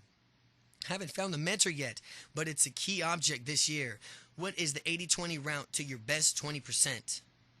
There are always many possible routes. The 80-20 route is the best, fastest, most fun, least worrisome, and least effortful way to get there. It is the 80-20 route. It is also here in the rub. It's here in the rub, the way you are least likely to be following now or to dream up on the spot. The way you are least likely to be following now or dream up on the spot. Why? Because the 80-20 way is like the 80-20 principle. It's counterintuitive. It offers much better answers simply because the right solution is not readily visible to us. Conditioning. Condition is where we were to take the total picture and the 100% of our experience left us to our own devices. We devised a route that offers more for more. The challenge is to craft a route offering more for less. Therefore, in finding an 80-20 route to your best 20%, try these eccentric questions. An eccentric question: what's the route to your 80-20 destination that you would normally pursue? This is not the answer. Instead, it's the standard against the judge a possible 80-20 route. Unless you conjure up an approach that is hugely better than a habitual answer, you don't yet have your 80-20 route. Your answer has to be better than your instant answer. Now ask, how can you make a vast improvement on your habitual answer by unreasonably demanding more with less? Divide the improvement into two parts. First, how could you get more? What would be much better way for you? What would you enjoy more? What would you get away with more of the 80-20 destination more quickly? What would you enjoy more? And what would you get? And what would get you to your 80-20 destination more quickly? Brainstorm all possible routes. If you're short of ideas, ask a friend or three for help. It's always easier to solve someone else's puzzle. Second, ask how the route could be made easier for you and dream up many ideas. Then put them together until you have a way that you might work, as definitely offers more with less. Even if it's not sure if it'll work, try it. If it fails, move on to the second choice of route. But only if it too offers more with less. If you're stumbling for an answer, go back to the 20% spikes. The things that you are best at come naturally to you. Will give you clues on how you can get best and get more with less. For example, earlier in my life, my 80-20 destination was to become a successful, well-paid management consultant. The first route I tried seemed very promising. I landed a job with one of the best, fastest-growing American firms in the Boston consulting group, the BCG. Sadly, or as it's later turned out, happily, though my clients seemed to like me, my boss didn't, and I just about managed to resign before I got fired. The second route I devised was to join Bain and Company, a spin-off from BCG. They had failed the first time around with a huge dent to my ego. I determined to correct things that had sunk me before. My lazy style, independence of spirits, irreverence, reputation for frivolity. I decided to make a big deal of working unbelievably hard, brown-nosing my bosses and presenting a series of responsible sides of my nature. I would not fail again, and I would prove to the folks at BCG wrong in their judgment of me. Was the first right thing to do? Yes and no. Bain was a fine choice. I had a great business formula, exclusive focus on serving the top person in any client organization, grew even faster than BCG. Talent was so thin that the groin in Bain that I rapidly got promoted to junior partner. I regained my rebel instincts, projecting a convincing image of my company loyalty and loyalist as a team builder. I was heading nicely along my 80-20 destination, but one day I stopped to think, what was I doing? Was I really following an 80-20 route? Clearly not. I'm donning my Bain mask. I was seeking more with more success, more interesting work, more responsibility, more money, fine. But the bargain I struck for is putting me more intense work, more hours, more single-minded devotion to the job and firm, more politicking, more worry, more conformity to the boss's predilections, and more worrisome international travel, someone who believed in more with less. This was far from ideal. What about my 20% spikes? Was I playing properly to these? Alas, no. I'm good at ideas, suddenly insight spotting talent, telling clients to do more with their money. I'm bad at sustaining hard work. I'm a sprinter, a long-distance runner, appearing to grave and serious internal politics and this whole messy business of managing other people. Was Bain at the right place for me? Not really. I was not straight-laced or loyal enough. Was I finding it in strain to appear in this Bain-like?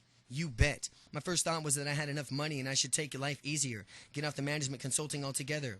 That would be less with less. Less work, less strain, less stress, less also money, less interesting work. I hadn't yet reached my 80-20 destination. I still wanted to prove that I could get there. Besides, I professed to believe more with less. So having a going to contrive more with less, I had to do what I wanted. I wanted less angst, less conformity, less suppression of my true nature, less travel, less intense work, fewer administrative duties, fewer boss, preferably none at all. If I can have no boss, I wanted more work with interesting clients, more independence, more time with my family and friends, more freedom to select my colleagues, and also, let's be honest, even more money.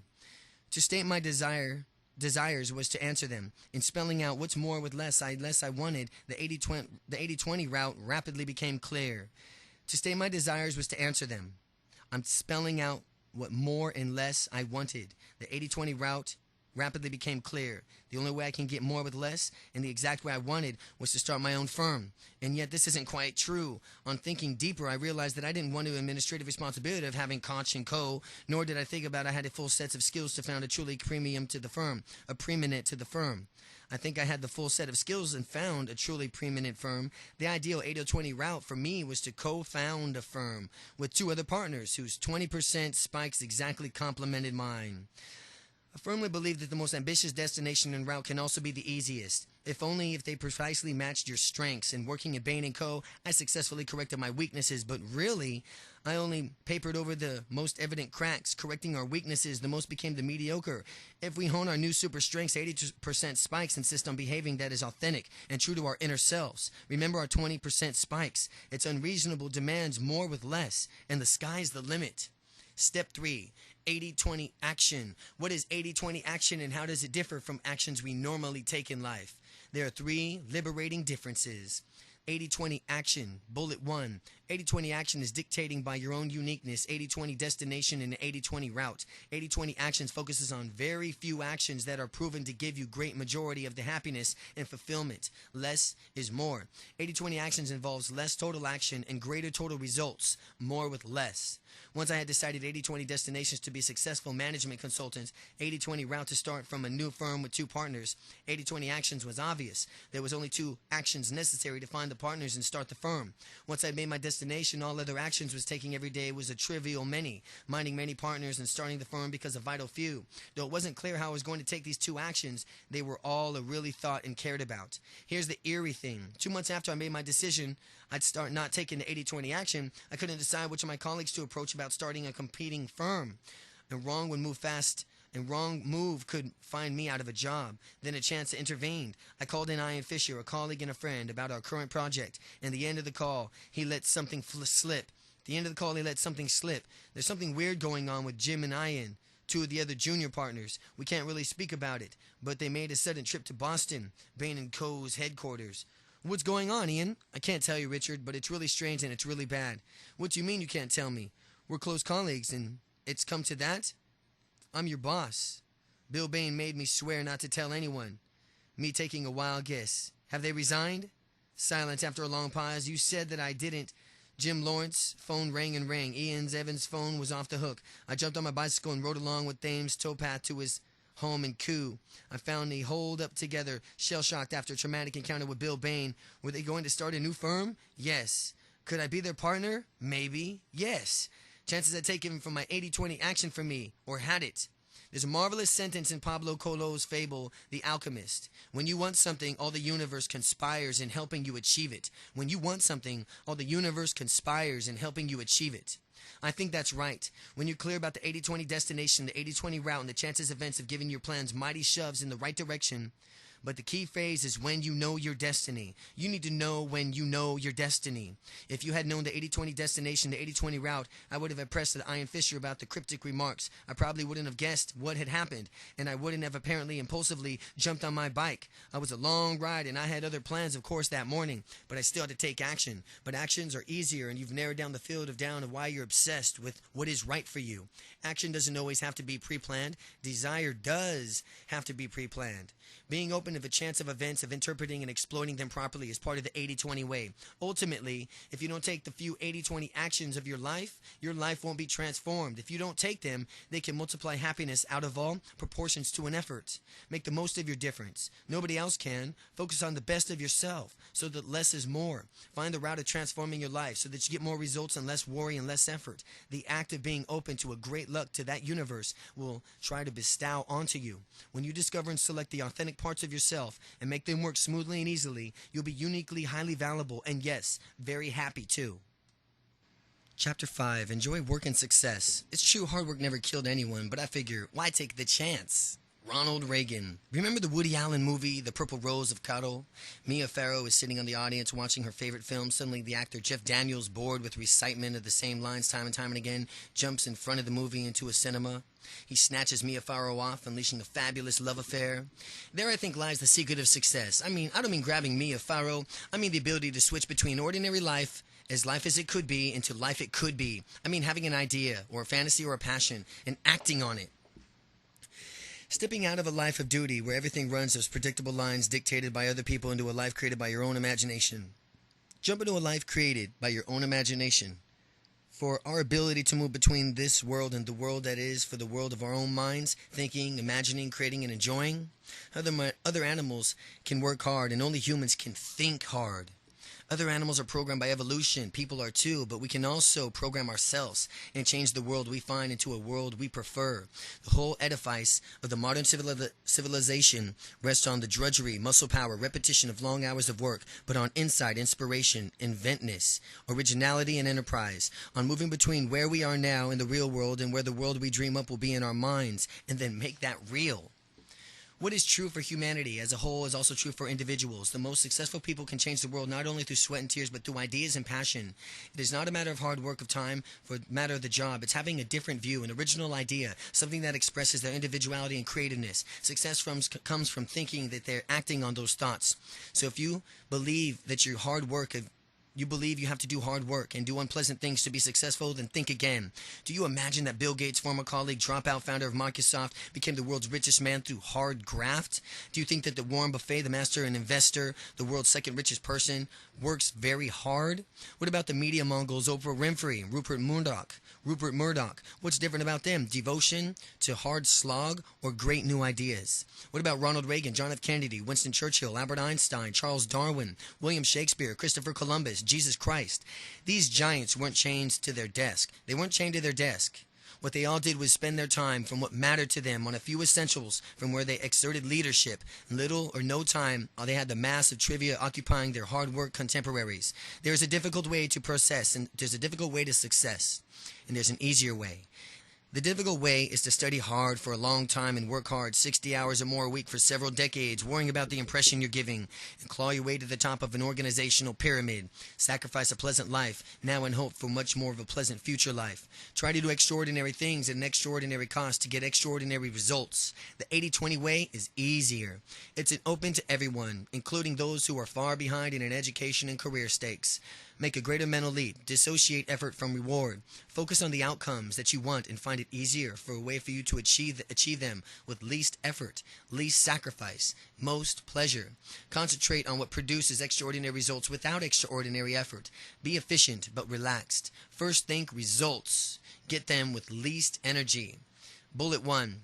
20% of work, effort, resources give 80% of the results, which gives us 80% of our outcome for 20% effort, and 400% outcome for 100% effort. What's the ordinary way to extraordinary results? Over 80% of people struggle to achieve 20% of the results. Fewer than 20% of the people command 80% of the goodies. In your area, who are they? What did they do differently? 80% of the value to other people comes from 20% of less of what you do. What are these few vital activities? 80% of your success derives from 80% less of your skills and knowledge. What are the real valuable things that you do much better than the other people? 80% of your achievements arrive at 20% of fewer of the circumstances in which you find yourself. You shrine at specific times in particular ways, with certain people, when, where, and why. 80% of what comes to you comes from 20% of the tactics and behavior that you adopt. What behaviors have results out of the proportions to energy? What behavior has results out of all proportion to energy? For anything that you attempt, one way of doing it is markedly superior. A route delivered 80% of the results for 20% of normal effort. Experiment until you found a way that is 4 times better than before. Intelligent and lazy. German military chief General von Manstein said, "There are only 4 types of officers. First, there are lazy, stupid ones. Leave them alone. They do no harm. Second, there are hard-working, intelligent ones. They make an excellent staff officer, ensuring that every detail is properly considered. Third, there are hard-working, stupid ones. These people are a menace, and they must be fired at once. They create irrelevant work for everyone. Finally, there are intelligent, lazy ones. They are suited for the highest office." Cultivate lazy intelligence. Do you lack smarts or lack laziness? If you think that you're too smart, and to think this, you have to be quite intelligent after all. Work on a knowledge and expertise in a very narrow area where extraordinary results are available for modest effort. If you are smart but not lazy, work on laziness. To do everything simply because you can. Lower effectiveness. Concentrate on what's really important things and get amazing results. Do only a few things with the greatest benefit. It's amazing how often people dispute this advice. A typical conversation runs like this. Friend, you must be joking when you say become lazier. Me, well, I'm dead serious. I can't focus well enough on 20% if I'm also trying to do everything else. Far better and spend twice as much time on a magic 20%, far less on the rest. Bottom line, 60% more results for 60% less energy. Friend, you should put 100% energy into the magic 20% and get 4 times more. Fine in theory and in practice eventually, but first slow down, stop essentialing things. There's a limit to how much time we could spend in magic activities without diluting quality. Force ourselves to do less. Win time to find more vital areas to work on and be more effective to do things on things we do. Friend, but you don't really believe in being lazy, do you? There are lazy people like Ronald Reagan who achieved a great deal when he was being focused on the 2 objectives that he had. There were super hard workers like President Carter who had too many objectives and failed phonetically. Still, there is an excellent scientist of artists obsessed in their work who love it and wouldn't tell them to become lazy. I'm not really advocating laziness. It's time to concentrate on what matters. If you don't like the word lazy, try relaxed. Do what you enjoy. Do it calmly without worries. A hardworking person is often busy on the spot and what's really significant. A lazy person wants to do as little as possible, so concentrates only on the essentials. What's really productive to a lazy person who thinks new thoughts and is focused on making them happen. Thinking is often disturbing, sometimes often frightening, burying ourselves in a trivia of less threatening. For most of us, the only way to create something new and valuable is to slow down, do fewer things, and chill out. If you really love what you're doing, you don't need to be lazy. If you're going through lots of things you don't enjoy, cut them, keeping just the valuable things that you're enjoying. What do super successful people do differently? If we want to be successful, we shouldn't see what is different about stars. I can see 6 common characteristics. The stars are ambitious. No surprise here, yet their ambition is sweet and unforced because the stars love what they do. Ronald Reagan had the time of his life governing the governor of California over the 8 White House years. Top authors adore writing exotic locations, higher flying, vibrant, full life, overflowing quiet pleasures of an infectious exuberance. Research Scrolly Botnick investigated self-made millionaires. He covered the love that they love their work. Their passion took them to the top. Enjoyment, not effort or education, is the key to success. Hurrah! Picture millions slaving over an educational treadmill, working in a dark satanic tower to pinch mouthpiece bosses, mean-spirited corporations. Could they all be barking up the wrong tree? That's your rejoice. If that's your rejoice, throw off your chains. Find something that you love doing. And if it's not, rejoice too. The treadmill ain't necessary. Most successful entrepreneurs have the University of Education, usually no further educated at all. Most of them have left school and soon they could. It would be enthusiasm is what made them. It can be to you too. Those winners school graders were poor, but didn't embark from the success. They found something that they loved doing, where they could create something that other people wanted. You could do the same. Is there something that you love doing that you could become your business or your profession? The stars are lopsided. Stars are also well-rounded. They're all rounded, and top people have massive strengths and equally massive downsides. Their weaknesses don't matter. What leads to extraordinary results of concentration on their strengths, honing these Olympian standards. Where you work, the professional firm, department, job is crucial. If 20% of your potential jobs and professional yield 80% of your potential benefits, seek jobs where your lopsided strengths comes to the fore. Balance is mediocrity. The star knows a lot about a little. Have you been to gain a broad experience? Don't focus on all your energy on one area. Become an expert on narrow front. Know 99% about 1% of something. Meet all the experts, see how they work, find the kind of lives that they lead and mimic them. The stars think and communicate clearly. They sell and market themselves concisely. How can you learn this? Do I stand the salesperson? Selling is tough. It invites rejection. It also teaches us how to accept rejection, get on with the different folks, communicate and negotiate effectively. Sell anything. Autos, high fives, computers, advertising, space, magazines, subscriptions, anything at all. For a few months, you'll learn how to sell yourself, an essential life skill. The rest of your life will be so much easier and more successful. The stars evolve in their own success formula. Does your favorite comedian have a unique formula? Is it timing, tone of voice, material used, something else distinctive? Whatever it is, imitable and invaluable. The stars didn't arrive at their formula overnight. Neither did you. Observe many formulae. Adapt to combine them into invent your own. Experiment. See what delivers more with less. The 80-20 ways to enjoy work and success. The 80-20 ways to enjoy work and success. Step 1. Focus on your 80-20 destination. What do you really want from your work? What does it mean to you? What would be ideal? What are the few things that you care most about? Below are many different things from which you might be important to you about your job. What really matters to me is about my work. Bullet 1. What really matters to me about my work is high pay, a job I enjoy, security, good comfortable conditions, excitement, friends at work, interesting colleagues, makes me think, variety, a decent boss, hours that fit my life and not too long. Freedom to do things in my own way, employer's reputation, prestige in my own job, excellent fringe benefits, prospects for promotions, important work that benefits other people, good training and ability to add on to my skills, an inspiring boss or leader in an organization, flexible hours, work when I like, place where I might meet my life's love. Work that exactly fits into my own abilities. The bottom line bullets are left blank for you to fill anything else that you feel would be important or what really matters to you in your work.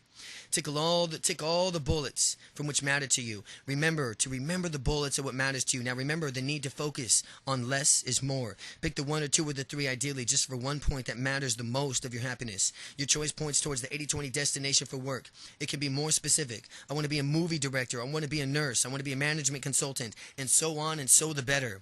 What is really strange is that many talented people pursue jobs and careers that do not make them and their families happy, or happy as a different job or career could. Of my good friends, I figured at least half has not chosen as a career the path that they'd make them the happiest. They put up success with money ahead of the enjoyment, fulfillment, and purpose. Most of them have made good money. Did the extra happiness from money and status outweigh the extra happiness from which would derive from more of a fulfilling work? I doubt it. Here's an intriguing fact. Dividing my friends into those who chose the jobs they loved on one hand and those who worked for money and success on the other, it was a former group who have made, on an average, more money. Those who worked for fun and fulfillment rather than money also tended to make more money. Work is more fun than fun. Noel Coward said, now hard evidence backs him up. Psychologist Mihaly Csikszentmihalyi has pioneered research into flow. Those moments peak happiness, when time stands still, when you find yourself doing exactly what you want to be doing, never wanting it to end, rather like a happiness island discussed earlier.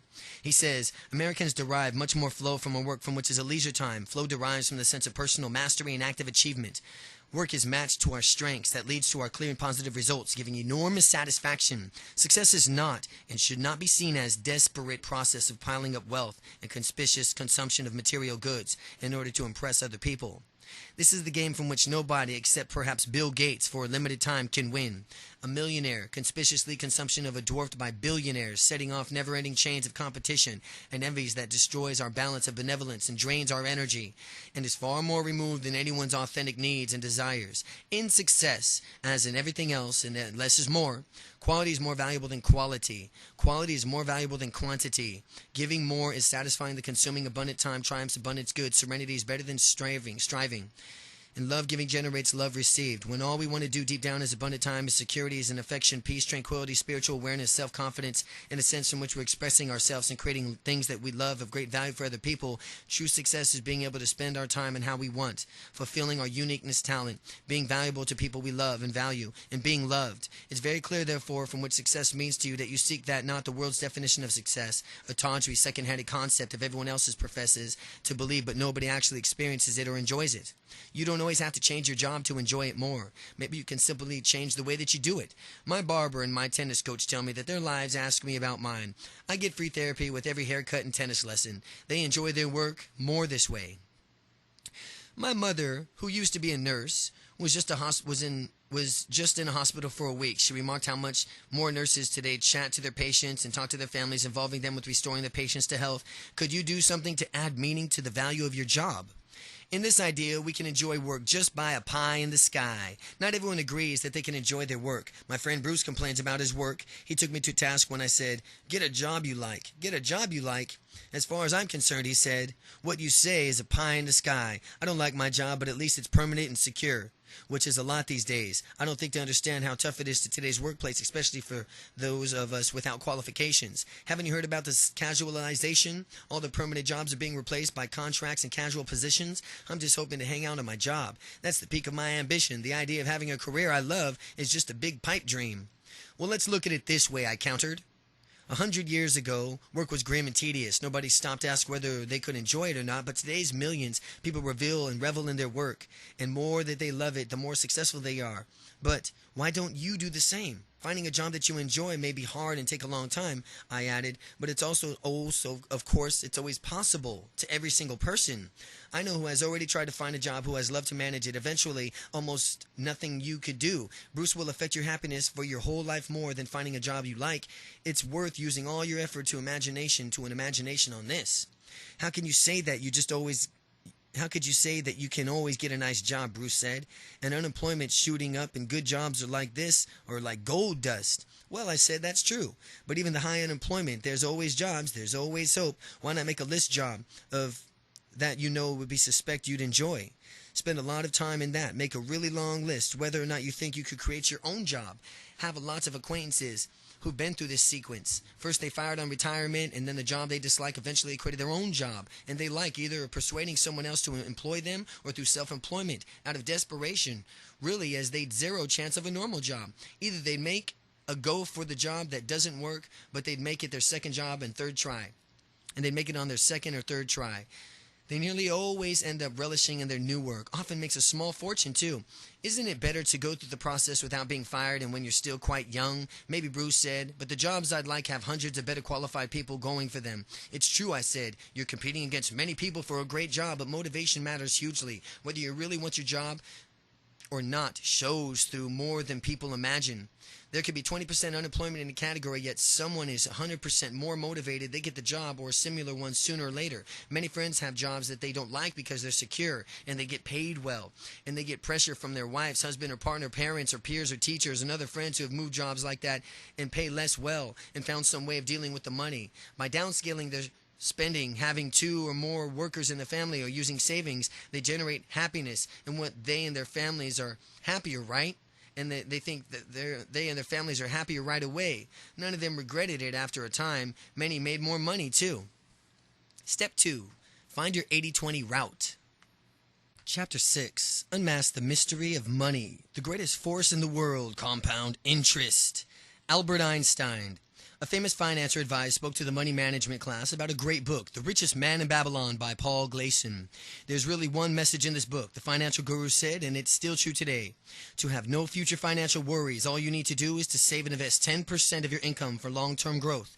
The lecturer asked the group, who had paid good money to learn how to straighten out their finances, who read the book. About 2/3 of the audience put up their hands. Please keep up your hands for the moment, he said. Now everyone who follows the key message of the book saved the 10% of their income. Please have their hands up, and the rest of you put your hands down. About 100%, 100 of the people that put their hands up, every single one, put their hands down. They'd all understood and agreed with the message, that what mattered to them. Yet none of them had taken the simple action necessary. How come? To some extent, because action is always more difficult than thinking about action. But to a larger extent, because Paul Gleason's book didn't provide an easy method for saving. I'll make you a deal with you. I'll make a deal with you, and I'll provide you an easy way out of a money problem, providing you promise to take it, to act on an easy answer. If you're not prepared to take a proposal deal, then skip this chapter, because you won't derive any benefit from reading it. 3 mysteries of money have baffled people for time immemorial. Number 1, bullet. Why do a few people have most money and most people have very little? Is there a reliable way to make all the money you need? Can money buy happiness? If not, what's the point of it? The good news is that money's mystery can be unmasked. Wilfredo's earth-shattering discovery. Vilfredo's earth-shattering discovery. The earth-shattering discovery over 100 years ago, a shaggy-haired Italian economist, got a real shocker. Professor Vilfredo Pareto of Lausanne University was investigating wealth in Britain. He found a curiosity lopsided picture. Few people had most of the money. Then he looked at the statistics on Britain wealthier in earlier centuries. Every time he got almost the identical picture. Pareto compared wealth in America, Italy, France, Switzerland, elsewhere. And every country with statistics had the same result. A law of money operated anywhere and everywhere at any time. Pareto explained his law badly. Not until 1950 did Joseph Girard rename it the 80-20 principle, and 20% of the people enjoyed 80% of the money. In Pareto's time, taxes were very low. In the last century, governments around the world taxed the rich to give to the poor. Yet Pareto's picture hasn't budged. Pareto's picture hasn't budged. The wealthiest 20% of Americans own 84% of the money. The planet's top 20% corner 84% of the money. These numbers are shocking. Money and the 80-20 principle are more powerful than governments. Why do 20% own 84%? Money is a force like a wind, waves, and weather. Money's like being equally distributed. Money clones money. Why? How can we attract money? Money obeys the 80-20 principle because the compound interest. Einstein's the most powerful force in the universe. Compound interest. Start with a small dollop and dollop of money and save and invest it. Then compound interest will do the rest. 1946, Ann Schreiber, who knew little about money, put $5,000 to the stock market. She locked it away in shared certificates and stopped worrying. By 1995, her modest nest egg had transmogriffed into $22 million, a 440,000%, all courtesy of compound interest. We never save money, we will always be poor, no matter how much money we earn. If you never save money, you're going to always be poor, no matter how much money you earn. Most people have very little money because they don't save. The typical 50-year-old American has earned a great deal but has saved just $2,300. People with the most money have typically saved and invested it for many years. Compound interest multiplies savings in a breathtaking way. How anyone can make $1 million. Is it really true, asked Aaron, my personal assistant, that I could become rich? Yes, I say, if you do one simple thing. Come off it, Richard, that can't be true. Enter Allison, Aaron's younger friend. Allison's a hairdresser with the pink punkish hair. If it was easy, we'd all be millionaires. You know as well as me that there are few people with all of this. She waves at a swimming pool, lush gardens, tennis court, and there are all the rest of us, struggling with money. Aaron, Allison, and I are basking and basking in November sunshine, sipping ice-cold drinks in a house in Spain. I make the most of my captive audience. You're right, I tell Allison. Most people, even with big jobs and incomes to match, don't have much spare cash. I don't say it's easy to accumulate money. I just say it's possible for everyone. So what's the secret? Aaron is 23, right? Assumes he saves $200 a month. Pigs will fly, said Allison. Maybe I say, but imagine he saves and invests $200 a month, and it grows at a 10% a year for 42 years until he's 65. How much would Aaron have then? $200 a month is $2,400 a year times 42 is $100,000 and change. But you have to add the growth on top. So I face Aaron. What's your guess? Maybe double 200, Allison? I'm no good at sums, she says, but it couldn't be that much. Maybe 150,000. The right answer, I reveal, is over 1.4 million. They're stunned. That assumes Aaron could save 10%. I don't believe that. Fine, I'll come to that later. I interrupt, but Allison, what about you? Harump, she says. Nobody earns less than me. You know how little hairdressers get. Worst paid profession. Wouldn't be worth saving. How old are you? How much do you earn? 18. 16,000 a year. The 10th is 1,600. If I saved that, which I don't think I could, that would be my nest egg become. I produce calculator and a paper and a computer to quick compute. I computer and faster, but I've demonstrated the sums. Aaron fetches more drinks. When he gets back, I'm ready. What do you think? If Allison saved $1,600 a year for 60 till she was 65, what could she save?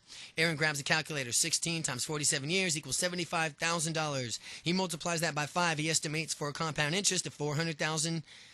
He guesses. No way, Allison shrieks. Can't be more than $250,000. Have I got news for you, I tell her. Clichés seem expected. The right answer is 1.5 million. Impossible, she snorts. I earn much less than Aaron, and there's not much difference in our age. Which say could get more him calculator must be glitched. No, I say. It makes sense. The compounding is so powerful. Just in a few extra years makes all the difference. It makes it more important to start saving early than you earn a lot. It's all in the numbers until you say how 10% of our pay, said Allison. Don't see how we can. We almost spend more than we earn. I'll come to that later, I said.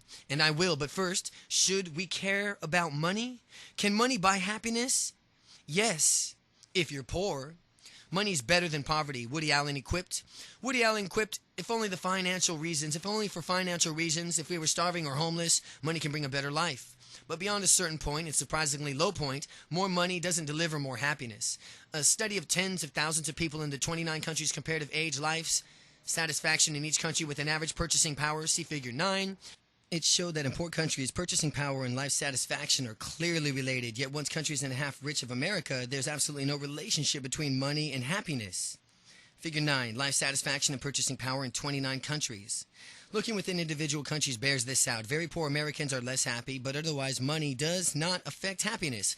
Being one of the 100 richest Americans add only a smidgen to happiness. Or considered a study of 22 lottery jackpot winners who showed initial euphoria. It didn't last. Within a year, the winners were no longer happy than they were before. More evidence, real purchasing power. In the three richest countries, doubled between 1950 and 2000, yet happiness levels didn't raise at all or rise at all. As the countries become wealthier, depression soar, with victims also suffering at the much younger ages. The evidence is overwhelming. Being moderately well off means that you are happier than you are very poor. But once you are well fed and in a clothed house getting wealthier, probably it won't make you any happier. In the 19th century, John Stuart Mill gave an excellent reason for this being true. We don't want to be rich. We just want to be richer than other people. When our life standards improves, but everyone else does too, we don't feel better off. We forget that our cars and our houses are better than before because our friends are all driving similar cars and they have just a pleasant home as you.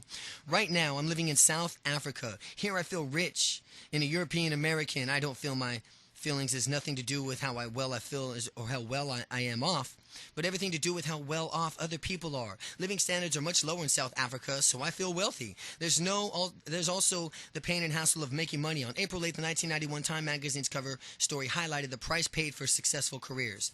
61% of 500 professionals said that earning a living today requires so much effort that it's difficult to find any time to enjoy life. 38% that they were cutting back to sleep to earn more money.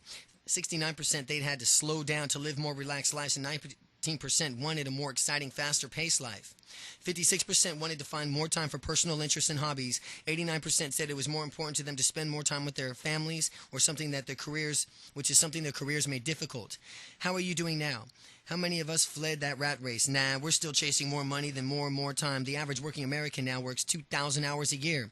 That's 2 weeks more than in 1980, and the average middle income couple with children now in 39,018 hours between them. 7 weeks just before 10 years ago. More money can be a trap, leading for more spending, more commitment, more worry, more complexity, more time administering money, more desires, more time at work, less choice from which we spend our time, and degradation of our independence and life's energy. Our lifestyle locks into a work style. How many houses or cars do we need to compensate for the heart attacks or depression? More with less. More life energy with less money. Joe Dominguez and Vicki Robin make a wonderful breakthrough in thinking about money and life satisfaction in their bestseller, Your Money and Your Life. The key insight that money is something that we trade for life energy for. In earning money, we sell our time, which in really is life energy, and the effort to make a living consumes our life. The understanding of how much life is in demand being consumed by our work. We overestimate what we are getting in return. That's a bad bargain, as Dominguez and Robin point out. Are you working for less than you're worth and bringing home less money than you need? Are you earning far more than you need for fulfillment? What is your purpose of that extra money? And if it serves no purpose, would you want to work less and have more time to do what matters to you? If you work less and have more time to do what matters to you, if it does not serve your purpose to you, is it so clear and so connected with your values that it brings you joy to your hours at work? If not, it needs to change. When you break the link between work and money, you give yourself an opportunity to discover what true work is, and it may be totally unrelated to you from what you're currently doing for money. The 80-20 way offers more life energy for less effort. Bullet 1. Through saving and accumulating money, we avoid trading life energy for money. Enough investment income, we can stop depleting our life's energy throughout unfulfilling work and choose our work by our hours. By doing what is important to us, from which we enjoy, we multiply our life's energy. We might decide to use savings to subscribe an ideal life work style, maybe work 6 months a year and then travel around the world, or do whatever it takes to undertake a project for our family, or work 3 days a week and routinely enjoy long weekends. We might take a pay cut and work where we want, or become our own boss. Instead of money ruling our lives, making work successful and miserable, we can use money to regain control of our lives. We can deploy energy from where we most are carefree, creative, and content. Use time and money intelligently. Make less go further. The quality and value of time soars once we control them. Success can be self-defeating. We sacrifice our independence and time to make money, believing that more money will make us happier, and it doesn't. All we do is squander off our life and energy at a higher level of affluence. The 80-20 way breaks the law game. However much or little we earn or save and invest in multiplying money, we are less conceived about our careers than we are enjoying our work. When we built up the substantial savings, they feed our independence. We spend our life as things in which we care most about. The 80-20 way to benefit from money is number one, step one, focus on your 80-20 destination. Writing down your ideal destination works wonders. Of Yale's 1953 graduation class, only 3% set written financial goals similar to the 80-20 destination. 20 years later, research discoveries found that these 3% had more money than all the 97%. Write down your 80-20 destination, and is it as it is. Write it down, your destination today. Is it to be free of money worries, to be able to afford to do the work you want, to live your life that you want, to have enough to be able to buy a home, to give up needing 2 paychecks to live, to be financially independent at a certain age, be able well off and live off an investment income without needing to work for money, to become a millionaire, some other objectives. Is your 80-20 destination extremely important to you, and why? Money is the means, not an end. Money is for freedom, not slavery. For security, not worry. Unless money is used to give you a greater freedom and happiness, accumulating money is a burden. Be specific. You want to be free of money worries? Fine. But what does this mean? Enough to live on no income for 6 months, 2 years, having a particular sum of money in the bank? You'd greatly prefer another job that pays less. Fine. What job? What does it pay? How would your monthly expenses be? The good news is that they might be much lower, perhaps because of a less expensive work clothes, lower commuting costs, and be able to live in a less expensive area. Helen and James are lawyers in their late 20s. They met at work, fell in love, and got married. They work for a high-powered law firm at Bully Break and Dismay, and moving up in the ranks. The only problem is that they hate the work and the firm. The 80-20 destination for Helen and James is to leave the firm and start a family. Helen will retire. James will want to work for a legal advice charity. Even though it pays much less, how are they going to get there? Step 2. Find the 80-20 route. Because of the compound interest, money becomes concentrated in a few hands, and there is a therefore one, the only one, infallible 80-20 route. Enough money to save and invest is the easiest way possible.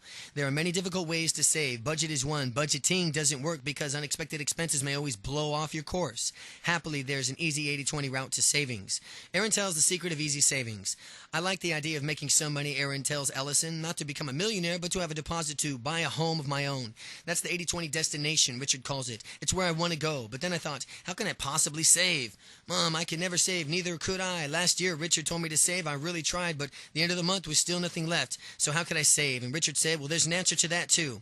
Save first, he said. Pay yourself first. That means save 10% to your pay before you spend any. That saves automatically. The savings go straight to your special savings account on payday. You could spend it or it's gone already. But the difference is the same. But it's the same difference, he said. You don't have a monthly start in the month. I'll run out faster. By month, I'll be starving. But Richard said, no, it's not the same, you'll see. He was right. I really don't miss the money. I just must stretch it longer because there was less to start with in my pocket. I couldn't believe it before I convinced I couldn't save. I was convinced I couldn't save. Now I managed in the last 12 months to carry on over forever.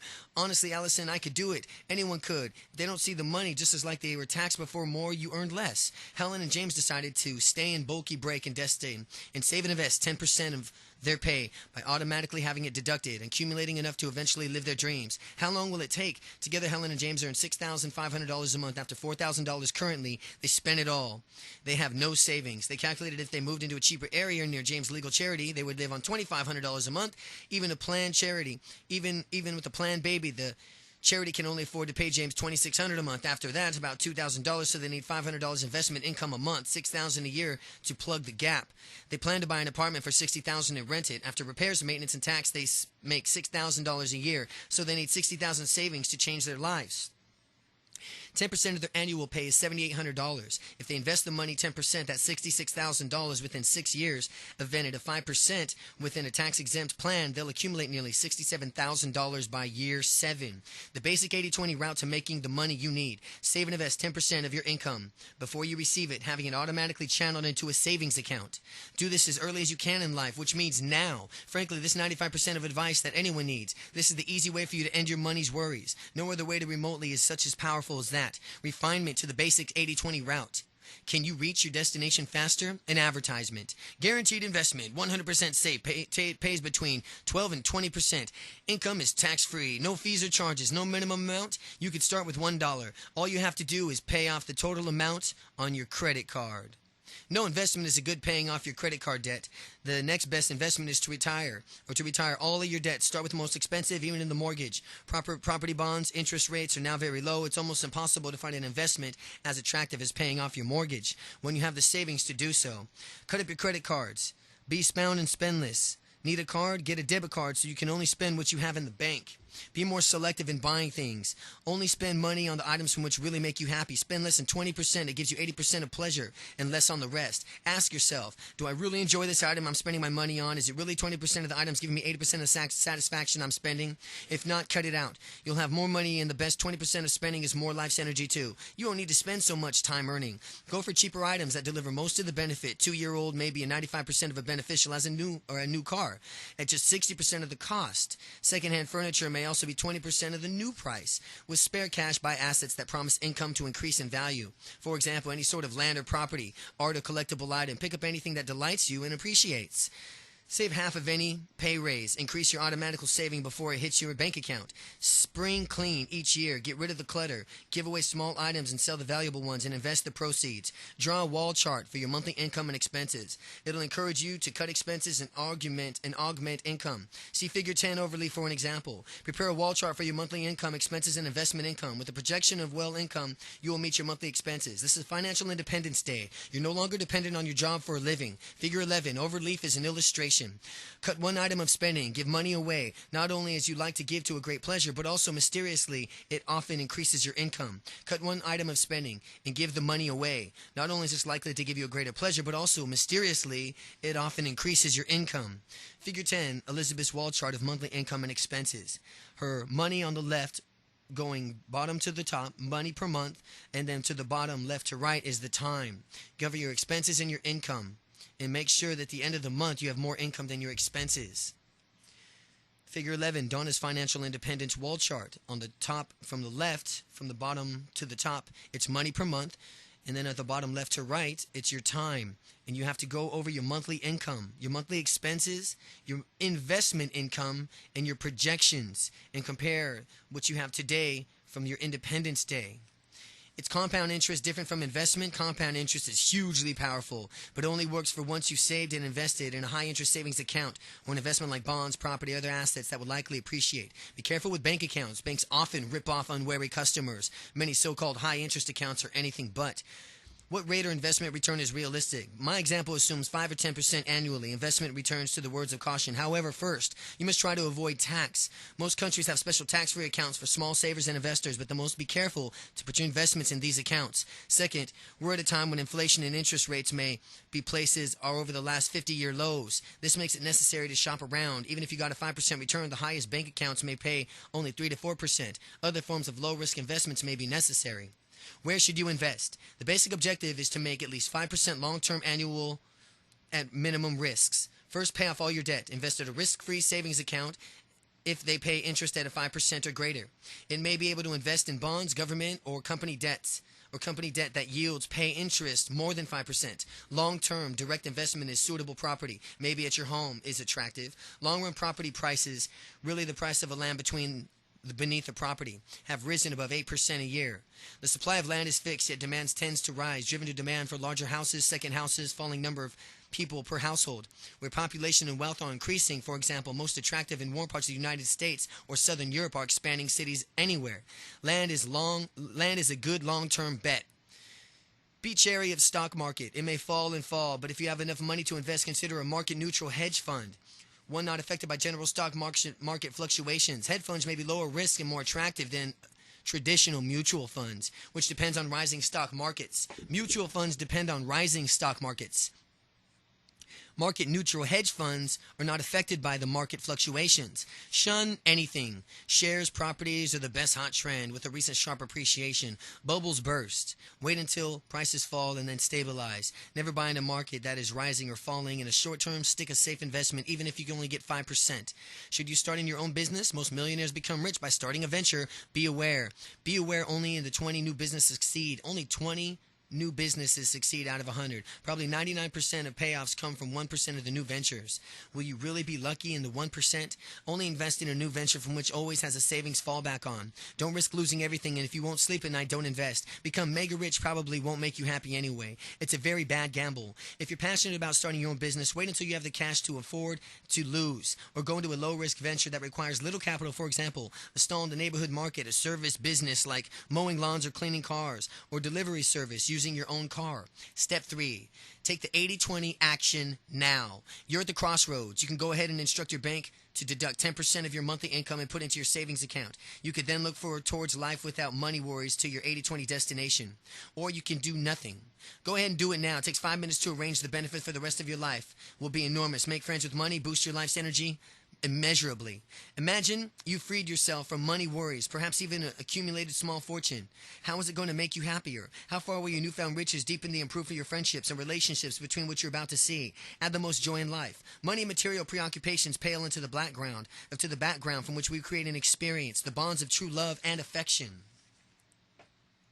Chapter 7. Relationships, the 80-20 way. Each person kills the thing they love throughout the modern world. Money and work both count above. Loved ones who come in third. Modern parody of Oscar Wilde.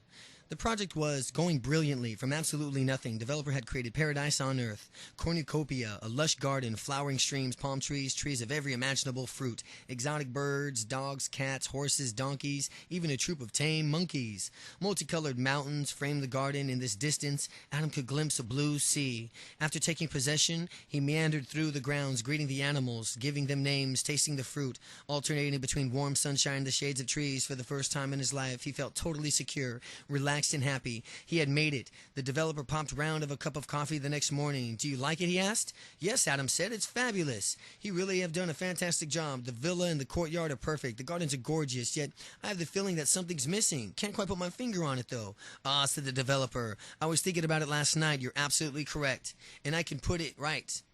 What did you have in mind? Adam asked. How about, the developer said, someone to love? Or the 21st century version. The Lord God had planted a Garden of Eden, and there he put a man and formed a river watering gardens, flower of Eden. The Lord God had put a man in the garden to take care of it, and the Lord God said, you will rule over the fish and the birds and every living creature, and be responsible for looking over after all of them. For the benefit you may eat them, and you may eat them, provided that they continue to grow and multiply. God saw all that he had made was very good, and the man agreed. The next day the Lord God said to the man, it is not good for you to be alone. I will make a woman so that you can love her, have a family, and enjoy living together and raising children. But the man said to the Lord God, make up your mind, O Lord. First you tell me I must be responsible for gardening and animal husbandry, and for restocking the fish in the sea and the birds of the air, and for our general environment policy, as well as my own hunting, fishing, and cooking. All the full-time job. Don't get me wrong, I love my work. It's very rewarding, and the garden is idyllic. But how do you expect me to have time for all this stuff? Love of family and relationships. I can see it all getting too complicated. Let's keep it just you and me, and all the birds in the air, etc., right? And the Lord God scratched his head and wondered what in the world had come to. What had the world come to? There's only a happiness in life, wrote George Sand, to love and to be loved. The only happiness in life is to love and be loved. Carl Gustav Jung, the great psychologist, said, we need other people to be truly ourselves. We make sense of life through relationships. But here's the twist. Modern life is making it more and more difficult to find, nurture, and sustain love in relationships. Perhaps without realizing it, certain without resisting it, the most of us are opting to a higher quantity of lower quality relationships. We have more relationships but mean less. And our romantic relationships, if ever, are more endangered and elusive. We all know that urgent work obligations and modern technologies such as personal computers, emails, cellular phones, and eating into family life, the trend is most pronounced in the United States. 20 years ago, half all married Americans claimed that our whole family usually eats together. Now the proportion is down to a third. More women are working, fewer people are married. Married people have fewer children. The number of unmarried mothers have increased. Our desire for large families has slumped. Divorce rates have climbed. It is the time that parents and children spend together has plummeted. The trends reflect increased economic pressures and insidious prevalence of monetary concerns. Like all other fixed cost, families and numbers of children in them are being downsized. Following the business trends, more and more families are outsourcing more and more activities, babysitting, child minding, food preparation, cooking, cleaning, gardening, organizing kids, birthday parties, care of the sick, of the elderly, from which were previous knit into the fabric of family relationships. Now they're outsourcing someone to take care of all of that. More families need workers to sustain their living standards. For those in the fast lane, work both partners are more demanding and difficult to square the traditional family responsibilities. Bob and Jane. Meet my good friends, Bob and Jane. Both fun people. They lead hectic lifestyles, globe-trotting for work. When I met them, they had a delightful girl, Emma, 9, Anne, 11, a decorous and demanding dog, 2 large houses, both helped run household. Most friends were friends of Jane and Bob. When Jane had projected in Brazil for 3 months, she took the children and Bob visited for a week holiday and odd weekends. It seemed to work, and I became concerned about the stress imposed by different demands on their time. Might they drift apart? 8 years later, they are divorced. Still friends, but bruised and regretful, and are happier apart. I doubt it. They had a great relationship, supporting each other, and their children could have been different. I can't be sure, but I suspect that the less intense work pressure in the 1960s, or if they had followed the 80-20 way to today, they would have stuck together, or at least 4 people would have been happier. Do more relationships add to happiness? Do more relationships add to happiness? Carnegie Mellon University researched studies of 169 selected local people for 2 years, tracking their use of the internet and its effect on happiness and relationships. Sponsored by computers and software companies, the researchers were confident that the greater variety of richness and relationships established over the web could and would decrease social isolation and increase well-being. Both sponsors of the research were startled and discerted about one result. The most internet relationships were established and more time spent on the web, the more lonely and depressed people tended to become. True email and chat rooms increased the quantity of relationships, but these were shallow, and the time they spent on them distracted from more important relationships with family and friends and intensive face-to-face contact with people. Turns out to be essential for security and happiness. Less is more.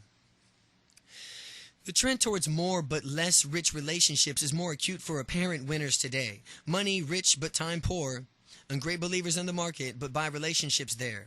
Money rich, but time poor, and great believers in the market, but buy relationships there. I don't mean that they use prostitutes, although it's remarkable in many of these acquaintances who suddenly become rich immediately suffer marital difficulties.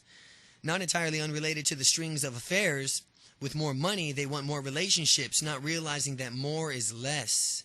What I mean to do is that the winners contract relationships with a bewildering array of professional services, purveyors, personal trainers, personal assistants, personal coaches, pedicurists, shrinks, massage therapists, food consultants, hypnotists, aromatherapists, tennis coaches, communications advisors, spiritual guides, and God knows who else. Be good to yourself, they say. The marketing pattern working between 1990 and 2000, for example, the number of personal trainers in the United States doubled to over 100,000 when it was managing consultants. Many firms believe very much of the personal relationship with the chief executive officer has prospered accordingly.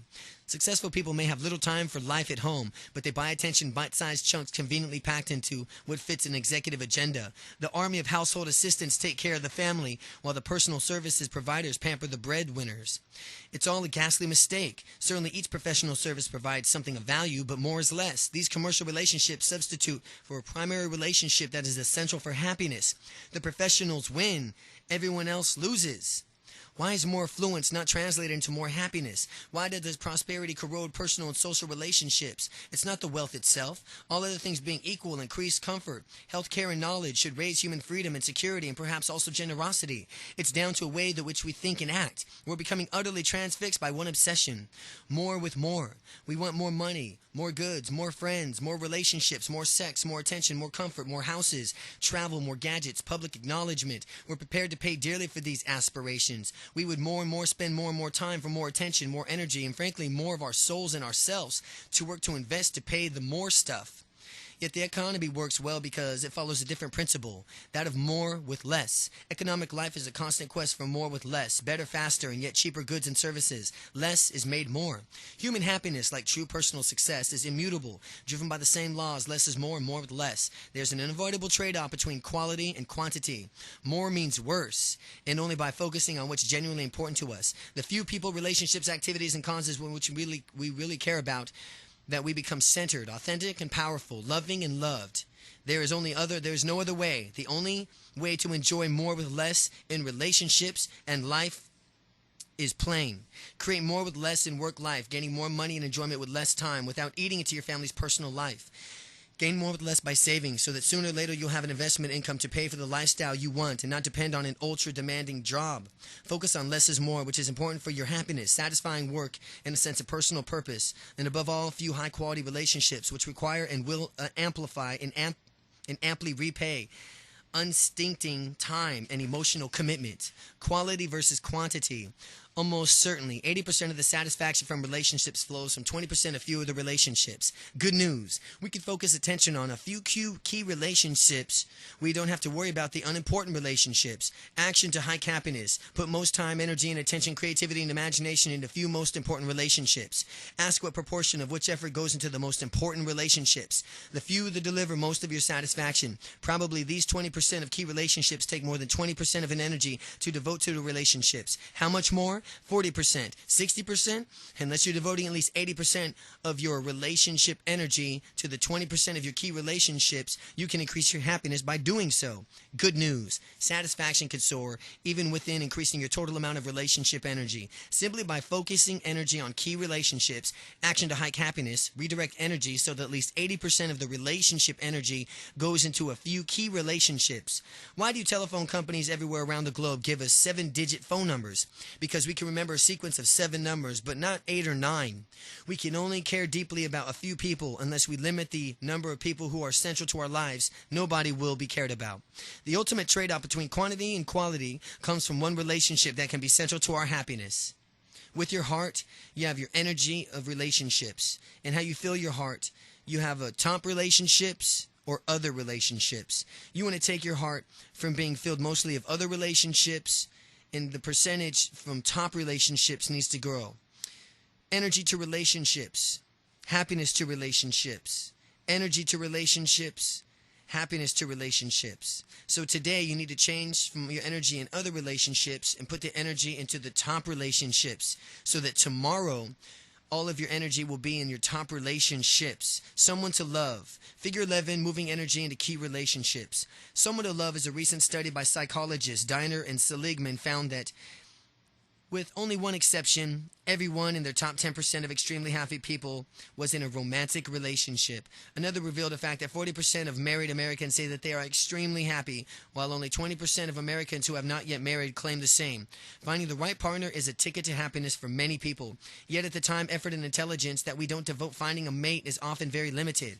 Harvard professor George Zipp showed that 70% of the marriages he studied in Philadelphia in 1931 were between people who had lived within a few blocks of each other. Within 30% of the area that they've studied, the whole of Philadelphia was too big of a place for most residents to trawl for love.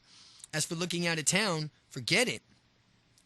Most romances still spring from a local neighborhood, a small circle of friends, or colleagues at work. Many people follow the bus stop approach to love. They take the first lover who comes along. They fall in love with love. The first of all the things is love is at first sight usually doesn't work.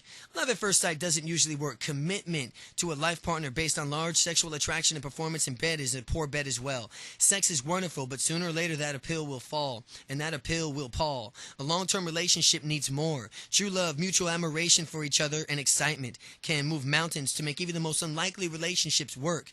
But romantic love may not last. To be happy over the long haul, consider 4 wider qualities. Being able to get close to one another, depend on them, and have them depend on you. There are 3 sorts of people. Secure people, for whom intimacy and dependency are easy. Those who avoid commitment and intimacy. When care is needed, they run for sidelines. Anxious people, who are uncertain of love and dispense care compulsively all the time, whether their love wants it or not. A few minutes reflection should reveal the type of any potential partner are. Where 2 secure individuals, the prospect for successful relationships are very good. If only one individual is secure, the odds are far less favorable, but still reasonable. If neither person is secure, the chances are poor. If you are not a secure yourself person, to be happy in the long term, you must select a secure partner. Being optimistic. Do you and your positive mate search for the silver lining of the cloud? When things are going wrong, optimistics look for temporary or specific explanations. The boss was in a foul mood. Or I was up late last night. Pessimists assume deep-seated permanent problems. I'm not good at my job. That problem won't go away. Choose an optimistic partner. or one willing to learn optimism, it can be learned. Ability to avoid harsh argument and criticism of partner. Professor John Gottman uses a love lab to observe the behavior of partners. 9 times out of 10 he predicts divorce. 9 times out of 10 he correctly predicts divorce. Gottman's danger signals are frequent fierce arguments, criticizing the mate in personal terms, showing contempt, being chilly or withdrawn, or being unable to take criticism. Ensure that you have a trial period from which two or you get closer without final commitment. If you experience Gottman's signals, walk. Agreement on basic values. Select someone who has some basic values or fundamental issues such as honesty, money, kindness, or whatsoever is crucial to you. Choose your lover after deep deliberation. Don't drift into a relationship. Search far and wide for a right person. Know the few qualities from which you want in a partner. Experience, test whether the relationship really works before you fully commit. Take your time. There are many stages and gradations of commitment. Don't rush them. An increasing sense of certainty should develop naturally. Any relationship only has a few vital requirements. Often we don't inquire closely enough from what these are, so we act randomly, frittering away from our energy on our actions that lead nowhere. Good news. Focusing on a few things that matter make all the difference between success and failure in relationships. Action to hike happiness. In key relationships, identify few actions that lead to the greatest happinesses. Concentrate the effort on them. A wise friend once told me, we are all different, and things that are all important to me are often very important to my wife. We are all different, and things that are not important to me are often very important to my wife. And the other way around. In our marriage, this is what really matters to her. She wants me to be home on time. She wants me to always be able to rely on me. She loves flowers. She loves me supporting her in her projects. She adores surprises. There's not necessarily things that I would most want to do for her. I would take care of the candlelight dinners. I could buy a car that I'd like myself, take her on a great vacation. I could do all sorts of things, but nothing would impress her if I haven't met the basic few needs that mean most to her. Don't do for others what you would like for yourself. Do what your partner wants. Another couple has many marital problems. In a candid moment, the wife confided, "What Peter doesn't realize is that he just bought me a bunch of flowers every week or two. It wouldn't do anything for him. I wouldn't do anything for him." How sad and unnecessarily a little effort for the right type required such a huge reward. How many marriages are barren, loveless places because the simple needs for a partner are not being met. And yet, the springs of love could easily be unstopped and overflowed again. Happy families. Just before South America was conquered, the Indians in Peru spotted Spanish sailing ships in the horizon. Not knowing what they looked like, they didn't realize that these could contain soldiers. Assuming that the boats were a freak of the weather, the Indians ignored the warning. We also deprived ourselves of a vital knowledge from which we don't know what we're looking for. Our relationships aren't only romantic ones or only are important ones to an obvious include to our children. Those of us who didn't have a particularly happy childhood often repeat the sad pattern as parents because we don't know how happy families work. Happy families are all alike. Every unhappy family is unhappy in its own way. Tolstoy's Anne Karenina. There is a formula for happy families that we can copy. Happy families practice love spirals. Most parents love their children, but in happy families, the parents demonstrate their love all the time. You have to demonstrate your love all the time. Raising children is difficult. The intensity of family life is such in things that can only go two ways. One is a downward spiral, and the baby screams, kids break something, mishaps occur, stressed parents respond with criticism or punishment. The kids scream louder, and things get worse and worse. The other is an upward spiral. Kids are cute, adventurous, smiling. They love learning and attention. Even mother's mere presence makes a good child feel secure and happy. Parents take pride in their children and practice small acts of love, which make the children even more and more playful and sunny. This turns elicits further love from the parents and so on. Both spirals are evident in all families. Yet, in happy families, the positive spirals outweigh the negative ones. Over time, the children are happy families because most secure and content will usually reinforce the positive spirals. The parents set the tone by their early actions. When the family is just starting and their first baby is born, by creating a reinforcement of positive spirals diffusing the negative ones, the parents slowly but surely craft a happy family. The return on early acts of the parental love is enormous. For relatively a small little effort, there is a massive benefit for the child and the whole family. Happy families use more positive than negative feedback. Researchers at one school noticed that a teacher praised good work and blamed bad and blame bad behavior. In an experiment, teachers were trained to praise both good work and good behavior and ignore bad behavior. Soon, the bad behavior largely vanished. At home, too, praise is more effective than blame. Creating upward spirals, the 80-20 way exalts praise. Praise is easy, and the return is over a lifetime of a child is immense. Praise to a child's development is water is to a plant. The tiniest encouragement leads massive flowering. Capable, well-intentioned child will have terrific positive impact on other people throughout life. A little praise for a child today has enormous lasting benefits. Try counting the number of times in which your spouse says yes or no to your children. Make a conscious effort to say yes more and no less. Count again a week later. See the differences it makes. Happy families have parents who are always available and generous with their time. Close bonding between parents and a child creates security and happiness throughout life. Children don't understand the concept of quality time. They want attention all the time, and they are right. The 80-20 way is to give more care and love to fewer people. The people you care about most, all the time, spent with the one child and children, time well spent, with the enormous payoff the child and the rest of the family for society. If you really want and can't be available for your children, make sure that you are elsewhere or invisible. Absence can be accepted.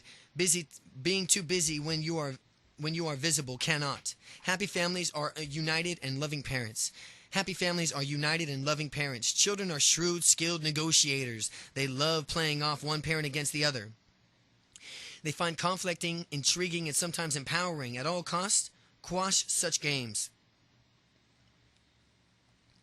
Parents need to show that they love one another even when they are annoyed. The payoff is that forcing love to win over grumpiness will make you a happier person too. Happy families can cope with the disaster of difficult children. Happy families by and large do not have easier time with an unhappy family, just cope better than with the challenges. If your children being prepared for the possibility of a difficult child, children are unpredictable, free agents, and they can shock you. Some friends have a difficult son, yet coped with it very well, and I asked them how. Well, we went on as parent effectiveness training, said the father. They divided problems into 3 categories. There are own problems caused by the parents or the rest of the family. There are the shared problems created by the child and the family together. And there are the child's own problems, essentially unrelated to the family. Each type requires a different solution. When we are counseled, his wife added, we found that the most conflicting flowed from the son's problems. We were trained to change our responses from Charles. The son had problems. We offered suggestions to him that left him in and decide what he was going to do.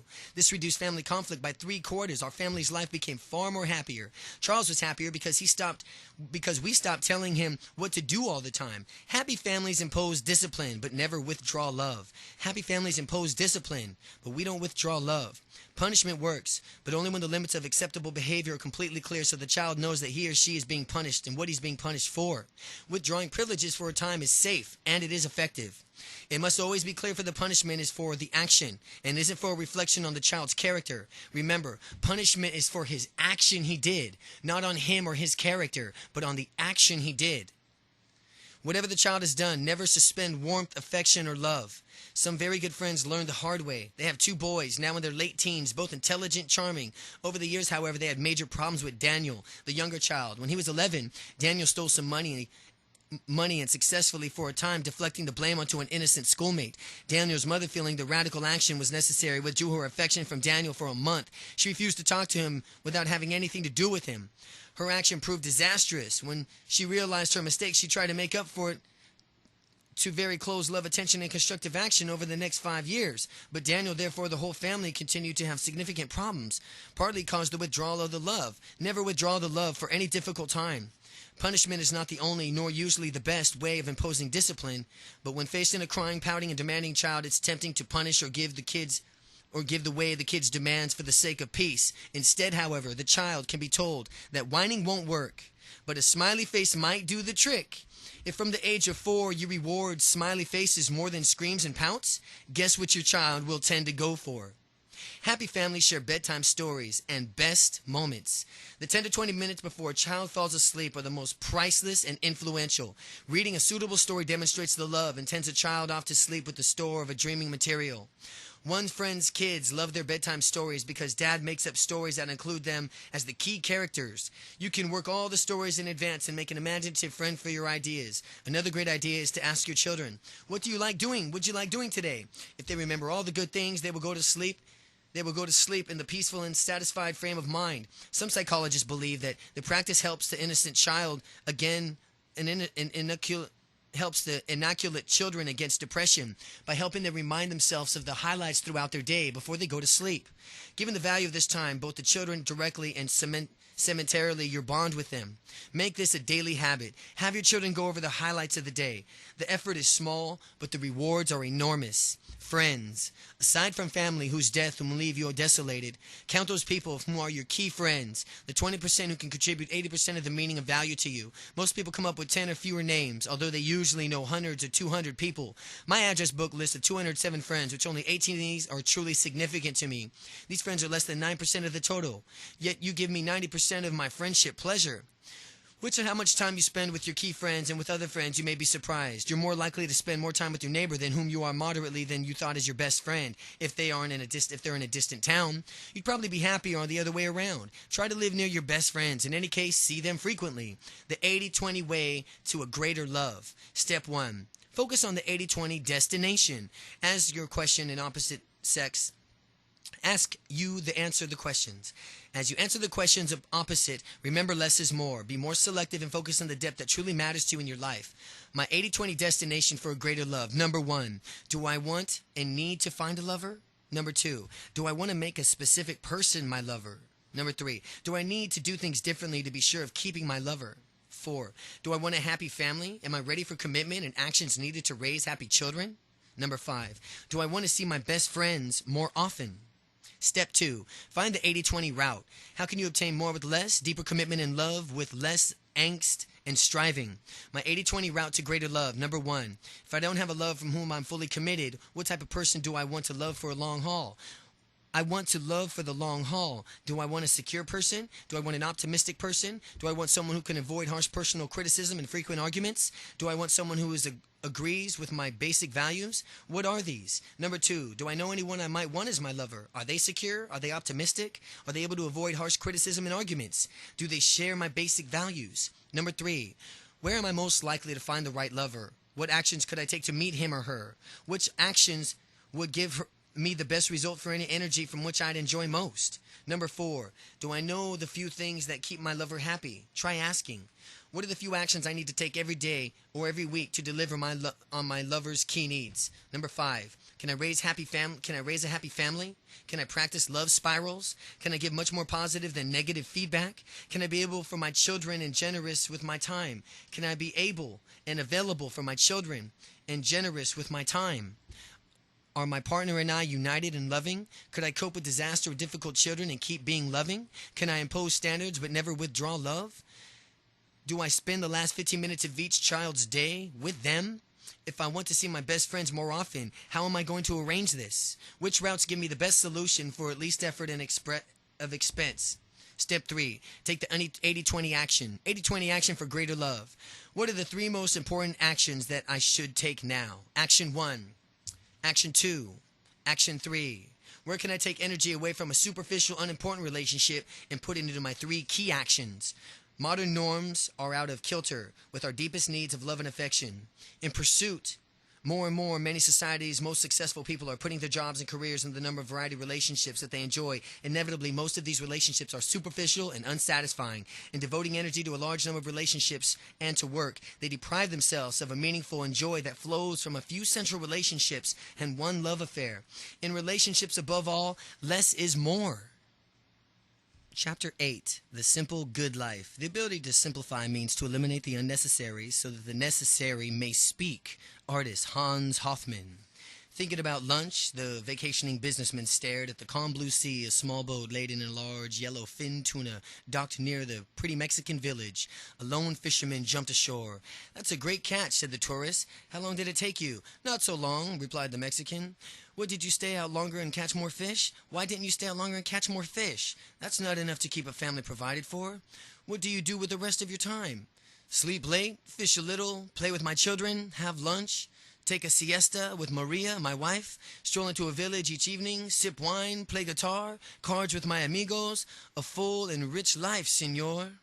I think "I could help you," the visitor said, wrinkling his nose. "I'm a Harvard MBA. This is the advice you'd get from business school. Spend more time fishing, buy a bigger boat, make more money, then several boats until you've got a fleet. Don't sell to catch to the middleman. Sell directly to the processor, eventually opening your own cannery. You'd control the product, production, and distribution, and then you could leave this small town behind, move to Mexico City, then to Los Angeles, perhaps eventually to New York City to run your expanding firm. But, senor, how long would this take? 15, 20 years? But what then, senor?" "Well, that's the best part," the businessman laughed. "When the time it's right, you could float on your stock market and make millions of dollars." Millions, you say. "Well, what then, senor?" "Then you could retire and go home, move to a pretty village by the sea, sleep late, fish a little, play with your kids, take a siesta with your wife, stroll to the village evening, sip wine, play guitar and cards with your friends." What is the good life? 3 centuries before Christ, Greek philosophers debated that much made of the good life. Perhaps the most convincing view came from Epicurus, who took his own advice and lived very happily. "I don't know how I could imagine the good life," he said. "If I take away the pleasures of taste, if I take away sexual pleasure, the pleasures of hearing, of sweet emotions caused by seeing beautiful forms." Epicurus said that all we need for happiness is, bullet point 1, food, shelter, and clothes, friends, freedom, and your thoughts. To live one's entire life in happiness, he said, the greatest is far by possession of friendships, handful of true friends. He took to a house outside Athens and moved to his 7 friends. Never eat alone, he advised. Eating with friends is much better. Epicurus' circle valued freedom, to avoid unpleasant work that formed a commune. They grew cabbages, onions, and artichokes, and relished their independence. They exchanged ideas and wrote books. Life was simple, far from lavish, but fully satisfying. Luxurious foods and drinks, Epicurus said, do not produce freedom from harm or of healthy condition. We must regard wealth beyond this as natural, as no more use than water to a container that is full to overflowing. Epicurus and his friends believed that less is more. Contrast with this in the modern more with more compulsion. A recent survey of AOL subscribers asked how much more money they would need for them to be free of worrying about money. It turned out that those with incomes over 100,000 thought that they needed far more money than those with incomes under 40,000. The higher earners were 5 times more likely to say they needed at least another 90,000 annual income. This should tell us that once we pursue more with more, we can never ever win, never be satisfied. It's not to our innate greed and propels us towards wanting more with more. It's the structure of modern life and its compelling insidious assumptions. Modern life insists that success is a matter of more money. More money means more work, and only the fast track and slow track, and the fast track requires us to lay out huge efforts of huge rewards and worry about what we're doing. We work more than we want. We buy more than we can value. We cut ourselves off from the simple joys of romantic love, family, friends, and abundant time. But what if we really possible to get more with less? Then we can experience the marvelous part of modern life, the challenge of exciting work and discovery of our talents, material plenty, while also relishing control of our time and rich personal relationships. We share the circle of focusing on our high-value activities, those of high value to other people and to ourselves, and cutting out the trivial ones. We simplify, we purify, we intensify, we relax all at once. More with more is like the emperor's new clothes. Everyone professes that this is the way to live, although nobody who searches their own soul can really see the point. We are all swept along by a near total anatomy. That is, the emperor's outfit is magnificent, yet within each of us lurks the ability at any moment to blurt out that what we really know and feel, that the emperor is all in all together. The more with more leads less fraternity and happiness. More with less leads to a life of higher quality, worth, and deep personal satisfaction. Since the pursuit of more with less runs counter to modern life, we must make a deliberate decision to step off the more with more treadmill. Why does this seem so difficult? There are perhaps 3 reasons. Our desires are infinite and contradictory. We are restless, ambitious, and conditioned to think that more is better. We're constantly training and conditioned to think that more is better. We compare ourselves to other people, at some friends becoming richer, which we don't want to fall behind. If the neighbor has a new car, we want one too. Even though I'm perfectly happy with my old one, even if I'm lucky enough to own a yacht, I'll notice the owner of the next berth has bought a bigger one, more powerful radar. Many of us believe that ambition, effort, and strivings are good. That must develop our abilities and reach for the stars. We feel guilty that we're not competing, struggling to go further. But you can leave the treadmill with a light heart. However, since the vast majority of our desires don't lead to more of the fleeting happiness, To be happy, we need to focus on demands, boiling them down to a few of the most important to us. The result is in our happiness. When we desires come alive, we exclude them, not because that they are work of the devil, but because we know that they won't make us happy. We stop worrying. We simplify.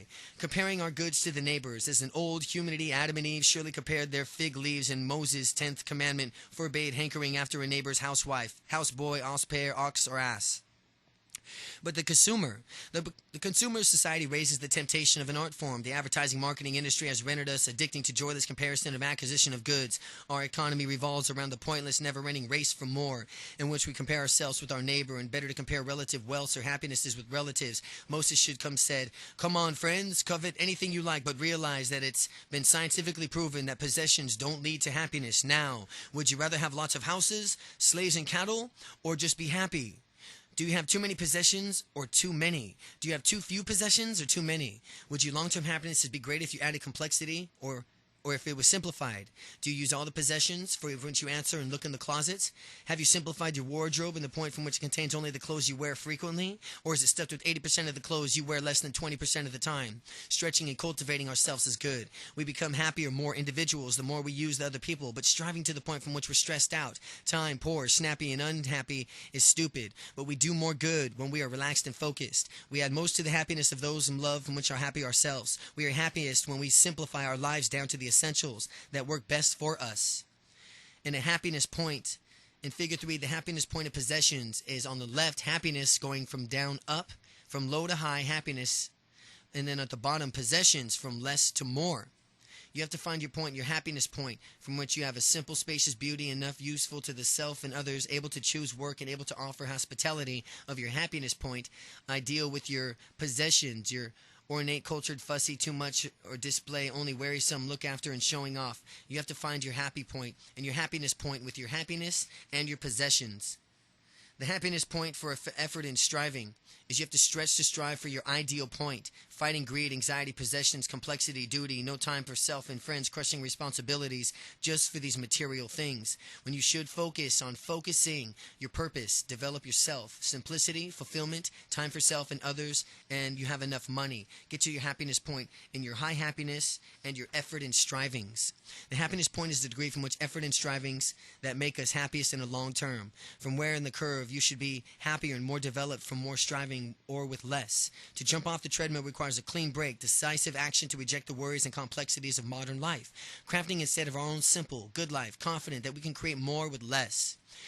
Anne finds the simple, good life. Anne's a close friend, and in her 20s she was successfully an account executive in an advertising. At 29 she made an abrupt shift. She quit her job, and she had never had another. For 10 years, she simplified her life by doing things she wanted to do, creating activities of one kind of another. She was having fun in advertising. She told me that she was making good money. One day I sat down and asked myself if I really wanted to do that with my life, and the answer was clear.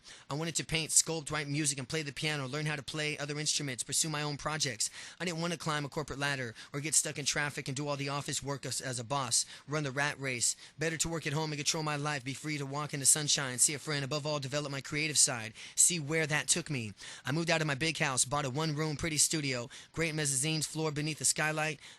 Parents went nuts, especially Dad. They made sacrifices so I can get to a university. Were proud of my progress, my lifestyle. They didn't understand how I followed my path. I didn't want to die rich with the music still inside me. Kept asking me where the money was going to come from. A good question. When I earned good money, I spent a lot. I had some things from which I was in my deposit studio, but soon I found that I didn't need to spend much. No expenses going to work. I didn't need to flash a sporty car, expensive clothes, impress clients. I didn't need to eat fancy restaurants. For the first year, it was quite regular work. I made my third income before, and I paid very little in tax. I found that I could live by selling traits and sculptures, individuals and families. The paint was there. The point was there. If I only did the things I wanted to do, I was much happier. I tried various ways of making money, but one condition that I had enjoyed to express myself at the same time. The weird thing is that in the past 5 years, I've begun to make good money again too, while self-employed and still doing precisely what I chose. How to leave the more with more treadmill. Resolving to seek more with less is difficult because you have to shake off the erroneous assumptions of modern life. However, having made the commitment to less is more, the process we'll find is not that hard. Why? It's a process of subtraction. We don't need to do more. We need to do less. We have to reach into the unknown. We can simplify back down to the best of the most fulfilling parts of our life we've already have.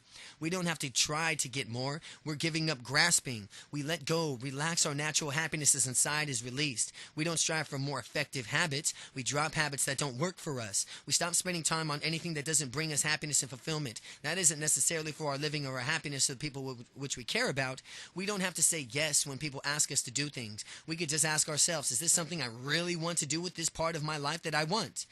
If the task doesn't connect with some way with your purpose from which we say, just say no. We do less. We enjoy more. We take items off our list. Less work, less shopping. Less clear the closet clutter. Give away from which we don't need. Recycle them. Give up feeling angry or depressed. Close off an old grudge. Forgive our enemies or harder our friends. Stop comparing ourselves to others. Be content with being happy, and happy is what we have. Happy from what we have. Stop striving after things that make restless and make you restless and unhappy.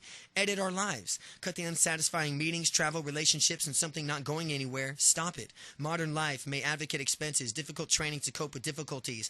A shrink guru motivational expert suppose trains us to deal better with stress or our bad behaviors. This is learning all above snakes to deal with them in the better. This is like learning all of the above snakes to deal with them better. Why bother? Rather give up or avoid snake pits, areas of your life in which we cope badly. Less is more. Dump the stressful and unrewarding parts of your life. There's always a way if we were determined. I have a home in Spain. I go there every few months to escape business commitments, to focus on thinking and writing. I limit my information inflow. No radio, no TV. Few phone calls, secret number, one phone, no backup, no mobile. Happily, the phone system often fails. See only a few friends I really want to see. Read the newspaper only on Sunday. Result?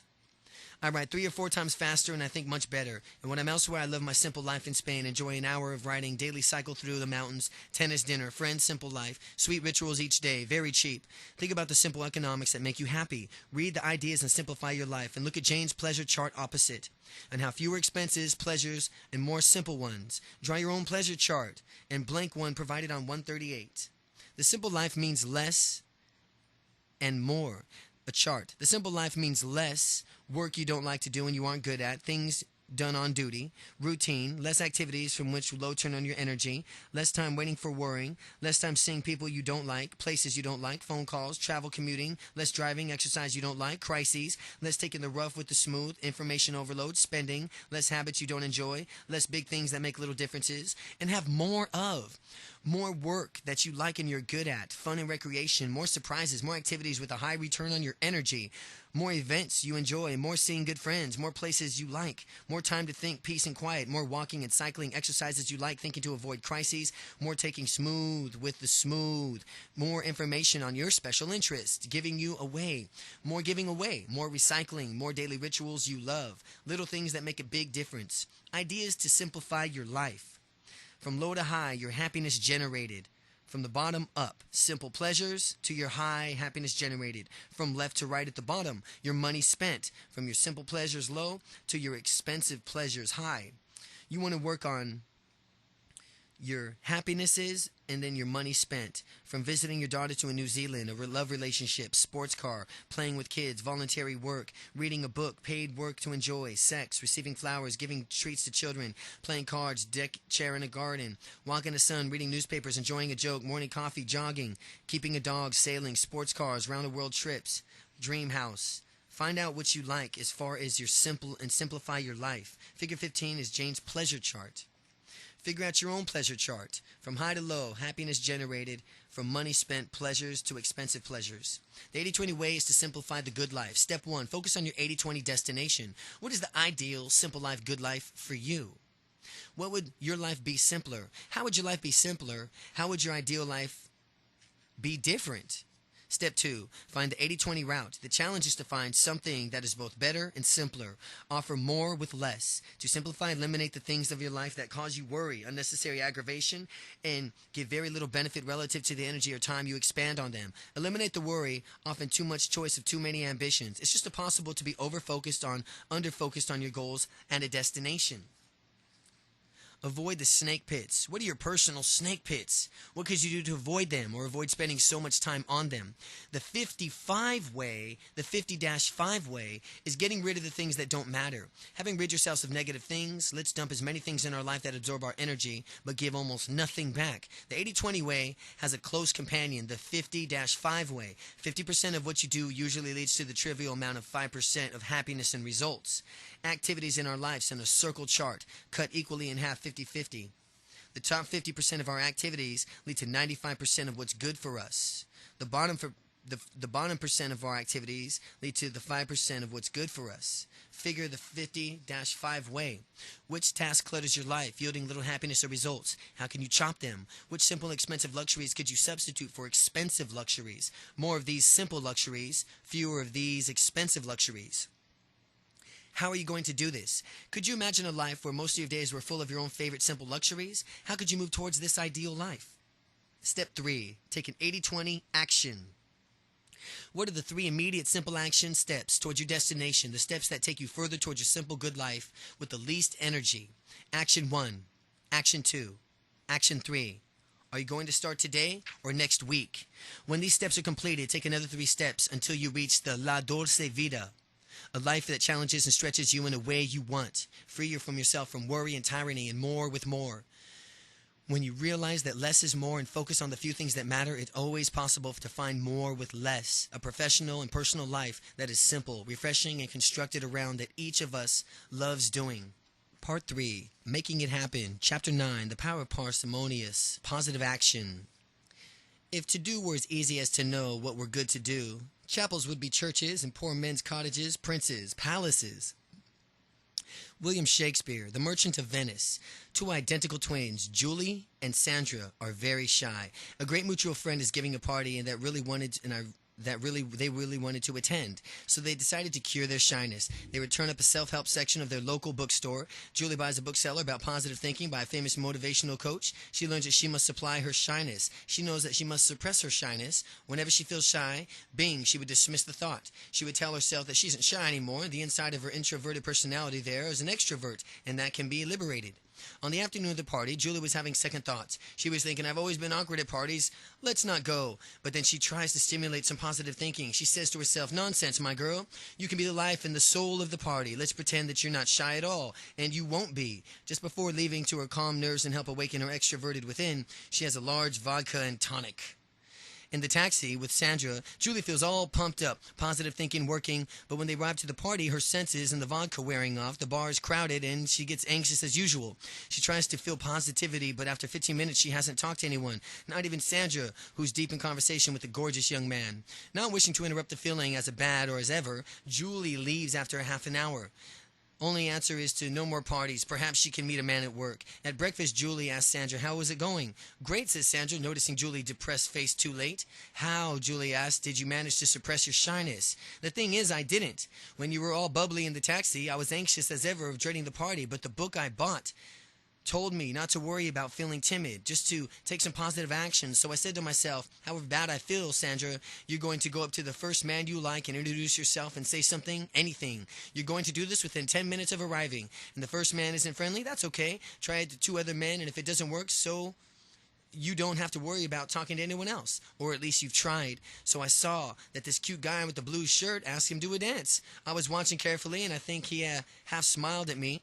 Anyway, he said yes and introduced me to his friends. After 2 dances, I wasn't nervous anymore. What was the book? Oh, I've got it upstairs. Some funny title with numbers in it. Positive thinking may work for a small minority of people who are natural optimists, but they don't need help. The problem with positive thinking is that much in advice from self-help gurus, it can be unrealistic and lead us to deny our emotions. Kidding ourselves that black is white does not usually work for long. We cannot change how we feel about life very easily and quickly, nor do we need to. All of us are bound to continue of having a negative emotions, feeling down, anxious, angry, or weak. These emotions are valuable because they tell us something useful about ourselves.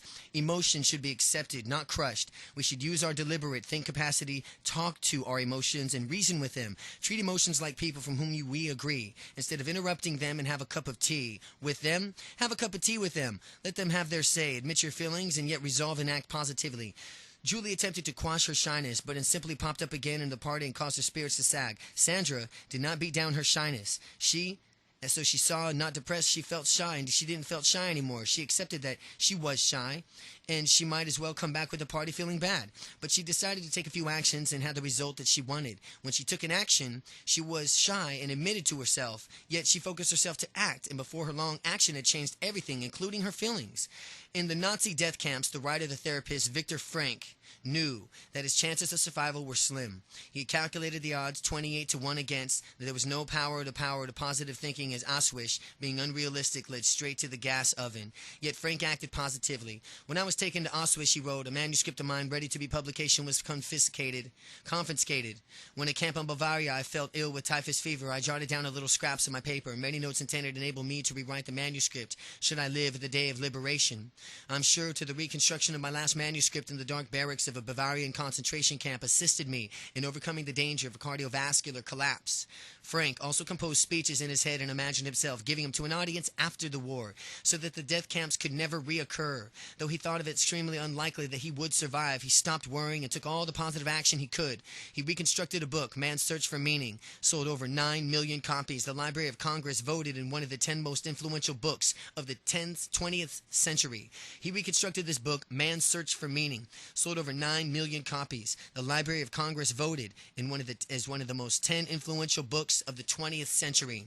Viktor Frankl did not deny his emotions. His book is oblique and unrealistic about the horrors in camp life. Still, he asked himself, what could I do the most possible work for giving me a reason to continue living? Then he acted. Even though in the most of his time he felt depressed, hungry, physically tormented, he couldn't attempt to think positively, but just to act positively. He noted other individuals also managed to act positively. The experience of the camp shown that men did have a choice of action. Who has lived in a concentration camp can remember the men who walked throughout the huts, comforting others, giving away their last piece of bread. If inmates of concentration camps can take positive action, can't we all? Next time you feel blue, ask what positive action you could take to change your mood. If you're stumped, try one, or all, or these. Stand upright. Stretch and smile at yourself in the mirror. Then find another person to smile at, even if it's a stranger. Go for a long walk and take some other exercise and perform an act of kindness. However bad our circumstances or emotions, we could take and change our lives by a few 80-20 actions. The relatively easy actions will make such a big difference in our happinesses and our happinesses of people around us.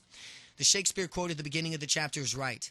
A lot more difficult acts than which we know from which we do. How many times we also resolve to do something positive only to resume our normal lives without making that decisive step. To change our lives, we must make it easier on ourselves. We have to achieve decisive change and do it without superhuman effort. This is where the 80-20 way is so different, so much more effective for two reasons. The 80-20 way does not require to change how you feel. It will then come later. Naturally, without strain, is our actions to produce the desired results. 2, we don't have to increase our effort and energy. We almost have to breathe in our daily lives. By focusing on less is more, and the very few things from which really matter to us, we could transform our life, and while actually exerting less effort, having fewer worries than now. If we highly selected about what we want and limit ourselves to the few and key things and express our individuality, we could be lazier yet act more effectively. By using the idea of more with less, we could find much better solutions that use less energy. The secret of 80-20 action is to be parsimonious in our positive actions. Be stingy and economical with your energy. Remember to be stingy and economical with your energy. There's a limited amount of it. Only use it in those few actions that can really make you happy and powerful. It's easier to change a few things if we do the things that we habitually think and feel. Take the few actions and get your feelings that will take care of themselves. All you have to do is reflect, then act. Work out what you want, the few things that are most important to you. This is the 80-20 destination. Work the easiest route for you, the few actions that will produce the results you want in the least strain and stress. This is the 80-20 route. And take a few most important steps along the route. This is the 80-20 action. So far in this book, we've concentrated on the thinking. Now it's time to experience less and more with less. The time to act. The good news is that we can apply 80-20 way to process of an 80-20 action. There's a simple action program that really does work, and here it is in our final chapter. 10. Your 80-20 happiness plan. Just do it. Nike slogan. There's a true story about a troop of young Hungarian soldiers lost in the Alps during training in abysmal weather. With no food or supplies, they were cut off from their colleagues. After 2 days of snow and sleet, they were frozen and weak from hunger. They had no idea how to get back to the base. They lost the will to live. Then a miracle happened. Searching for a cigarette in the lining of his tunic, one of the soldiers suddenly found an old map. The soldiers confidently used the map to march through the mountains back to safety. It was only when there that they were warm and fed the base camp that they discovered that it was a map of Pyrenees, some 2,000 kilometers away. The story has two valuable lessons. It's better to act constructively than to have the right answers and not to act. Each of us has to find our own answer and adapt someone else answer to our own circumstances. The soldiers got home safely because they made sense of the map and themselves and related it to their immediate surroundings. Now is the time for you to act, to adapt the insights from the 80-20 way, to suit your own desires, inclinations, and needs. You can make your life very much better without fuss, bother, or superhuman effort. But this does require action. Bullet 1. Set aside a regular time and day to spend an hour a week on the 80-20 happiness plan. For example, 4 p.m. Sunday, anytime slot will do, but stick to it. To go over an 80-20 happiness plan. Ideally, get a friend to be your mutual mentor, another reader in the Living 80-20 way who wants to change their life. Compare notes on your progress, perhaps meeting for a weekly 80-20 happiness plan hour. Complete your 80-20 happiness plan. This is easy. A summary of what you already decided and written down in part 2. Figure 18 gives an example in the figure of 19. It's blank for you to complete. Hints for completing your 80-20 happiness plan. Number 1, refer back to the notes you made in chapters 4 through 8. Make your 80-20 destination very specific, and once you have arrived at that destination, choose another specific one. Select the 80-20 routes that you will enjoy and it will take you to your destination. Choose a route that offers more or less. That is both rewarding and easier from what you would normally do. You must believe that you are capable of traveling through the route successfully. If not, pick an easier route. And always write down 1, 2, or 3 80-20 happiness actions. List them in the order from which you will take them. Pick one of them in the 5 areas: yourself, work, success, money, relationships, the simple good life to start with. The area picks in one uppermost of the minds of the moment, where you most want things to improve, in the area from which it's easier for you to act successfully. And sequence means in order for you, you must tackle the 5 areas. You can review the sequences later after success in the first area. Date to start an action should be particularly a week, a month, or a year. Write in an actual date. An example, January 2005, to start action. Finish one 80-20 action before you move on to another. If any 80-20 route or action is not working, choose another, but give it a chance before you switch. Use your weekly 80-20 happiness plan hour to track progress using your 80-20 happiness plan progress chart. Carolyn's chart, figure 20, gives you the idea in figures 21-32. Are progress charts to last you 12 months. Carolina has decided to attack the money area first. The left side of the figure 20 comes straight from the money section of figure 18. The right side lists from the weeks. Caroline enters the first 80-20 action. She completes the first week, then she inserts the second 80-20 action. Noting her headway each week, by the 4th week, she's found a Christmas vacation job. Taking care of the money area, she advances the following week and work into her success area. Hints for completing your 80-20 happiness plan progress chart. Bullet number 1. Under area, put the one that you've chosen to tackle first on the left-hand side. Repeat what you've written under the area on figure 9. On the right hand, enter the dates from which the week ends this month, and then write the 80-20 action. Note the progress on the right and the end of each week. First, when the first 80-20 action is completed, enter the second 80-20 action, and so on. If all the 80-20 actions are achieved within the month, celebrate. Take the rest off. Take the rest of the month off. Next month, move on to the second area. On the way from work each day, remind yourself of your 80-20 action. Write in your diary or a postcard-sized index, cards placed in your purse or wallet. Even better, make an 80-20 action so simple that it's clear for you to remember all the time. Visualize yourself taking the 80-20 action to help make it a reality. Don't set deadlines for your 80-20 actions. Deadlines turn out way too easy or more often too hard. As long as you're making a headway or continue your 80-20 actions until it's done. Some 80-20 actions will take all day. Others will take several months or years. If you don't feel that you're moving along nicely, choose another action and route and start again. Be your own judge of progress. You're the beneficiary. On a chart, reading down, chapter, area, 80-20 destination, 80-20 routes, 80-20 action, sequence, and action start date. From the top of the chart, reading left to right, you have chapter 5, 6, 7, 8, 9. In the areas, you have yourself, your work, your success, your money, your relationships, your simple life, and your 80-20 destination. For yourself, you want to become an expert on care for stray dogs. 80-20 routes. You're going to find 3 mentors who are experts already. 80-20 action. Number 1, identify best mentors. 2, work out how you can help them. And 3, approach them. Sequence is 5. There's 5 sequences. Action start date, later. Area of work and success. Find a job you really enjoy. 80-20 destination is find a job you really enjoy. 80-20 routes is train as a vet. 80-20 action is pass biology exams, visit vet colleges, and get accepted at chosen college. Money. 80-20 destination is avoid a deposit on my own home by 2007. 80-20 routes. Save and invest 10% income automatically. Take evenings and weekend jobs. Money, 80-20 action, is open a savings account and have 10% of my income deducted automatically. Find a job for vacation. Relationships, 80-20 destination. Find lover who is secure, optimistic, loving, and likes dogs. Relationships, 80-20 route. Meet women at animal rescue shelters and vet schools. Relationships, 80-20 action. Volunteer at a shelter and get to know Mrs. and Heather much better. Simple good life, 80-20 destination. Ideal life is spending all the time with animals and animal lovers. 80-20 routes. Persuade parents to let me finish school and go to a vet college. 80-20 action. Get to a top grade in biology and get Uncle Tom to persuade my parents.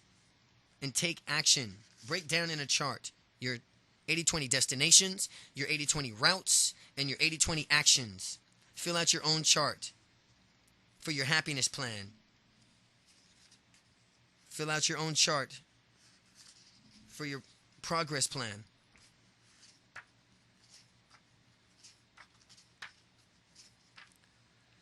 Farewell. In Lewis Carroll's Through the Looking Glass, the Red Queens drag Alice into a mad lash. They were running hand in hand, and the Queen went so fast, that was all she could do, is keep up with her. Still, and the Queen kept crying, "Faster, faster!" But Alice felt that she could not go any faster. She had no breath to say so. The most curious part of the thing was that the trees and other things around them never changed their place at all. However fast that they went, they never seemed to pass anything. "Now, now," cried the Queen, "faster, faster!" And they went so fast that they seemed to skim through air, hardly touching the ground with their feet. So suddenly, just like Alice was getting quite exhausted, they stopped. She found herself sitting on the ground, breathless and giddy. Alice looking around in a great surprise. "Why do I believe that we've been under this tree this whole time? Everything was just as it was." "Of course it was," said the Queen. "What would you have it?" What would you have it?" "Well, in our country," said Alice, still panting a little, "you generally get somewhere else." "And you ran very fast for a long time, as we'd been doing." "A slow sort of country," said the Queen.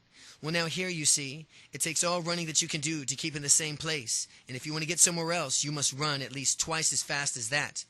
Lewis Carroll could have been satirizing today's fast-track world, which urges us to go faster and seek more with more. But as Alice found, when we speed up or exhaust ourselves without getting anywhere, the treadmill of modern life relentlessly cranks up. We run faster and faster, but it never arrives at a happiness. Like running at the gym, we sweat, we get tired, and then we stay there, where we were.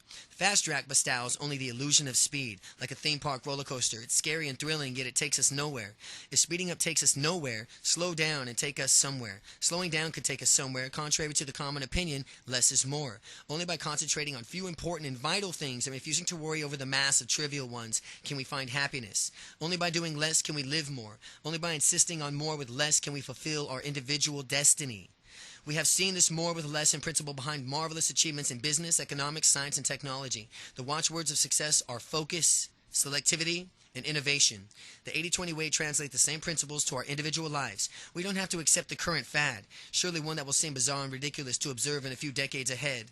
Far more with more. More with more is stupid, but it wastes human potential to insult human intelligence and ingenuity. In flunks of an objective test of a social progress, more with more is just a wet dream for a misguided yuppie. To find the meaning of life, we have to reach inside ourselves, to find the few things that we care about, the things that we want to love and devote ourselves to, and the things that we are good and enjoy. Having found these things, everything else is trivial, fulfilled by a happy, creative more with less, that we can safely ignore the shrill fad from more with more and faster, faster. But the 80-20 way still requires effort. And in this book, I've suggested a more intelligent and worry-free path through life, an easier way to achievement and self-realization. More with less is much easier than more with more. Yet one respects the 80-20 way, it's harder. It is harder to start because all the assumptions of the modern world push us towards more and more and more with more. We need to self-confidence and resolve and leave the crowd. To reject more with more in favor of more with less requires less labor and yields happinesses and fulfillment, yet also demands a degree of intellectual courage. We have to reject the modern treadmill and stop doing what other ambitious people are doing. We must get rid of more and more with more. We have to work with where there is less can be more, and stick to our guns when friends and colleagues think we're nuts. To dare to guess that we now believe in less is more and more with less. But reading this book has been useless unless you start behaving differently. Albert Einstein said that every problem should be made as simple as possible, but not simpler. The 80-20 way must make everything as easy as possible, but not easier. Ultimately, to make a life, to take an action that will lead to a best life that you can make, requires some new and different efforts. Otherwise, you would be in the robots of life wouldn't be any worth crafting. Nevertheless, effort is effortless effortless when driven by desire and love. Too often we driven not by desire and not by what we love, but by a dread hand of guilt, worry, and duty. Duty, John Foles wrote, largely consists of pretending that the trivial is critical. Duty wastes life's energy. All great human accomplishments have been driven not by duty but by passion. Our lives are most enjoyable and valuable when we are driven by the few things that excite us. When we are not excited, nothing is of any use. If we are not ourselves, however, there is no limit to our happiness or achievement if we just act ourselves. The vision behind the 80-20 way is a world from where we as individuals responsible for ourselves, discovering and enjoying our unique place in this universe, leaving behind fond memories, happy children, and some enhancement of art, science, literature, or service to other people. It is an awesome to realize the most of life is trivial and most from which we do is unworthy to us. Of course we should sit down and think of mundane tasks of life, the cleaning, the washing up and need to make a living. What matters is how we do this and what we do. Anything that gives the meaning of life to us and our happiness is precious. But to drift aimlessly through life without happiness or making other people happy without realizing best of what we could become, what a waste. Yes, it takes a little effort to get the 80-20 way. You don't need 20-20 vision, but you do need 80-20 vision. Yes, it requires different attitude. Yes, you must stand out from the crowd, and yes, you must cast off the sticky chains of modern convention. Yes, it takes action, but yes, you can do it. Decide now that you will. Start to do it. Once you get the hang of it, it'll seem the easiest way of all. Without action, you may have enjoyed this book, but the pleasure will soon fade. My warm wish to you to take with a few, small but directed actions that'll transform your life, enabling you to have happiness to overflow and flood the people around you, the ones you love, to multiply happiness. Start those few actions right away. The 80-20, living the 80-20 way. Work less, worry less. Succeed more, and enjoy more. Richard Koch, author of the 80-20 Principle.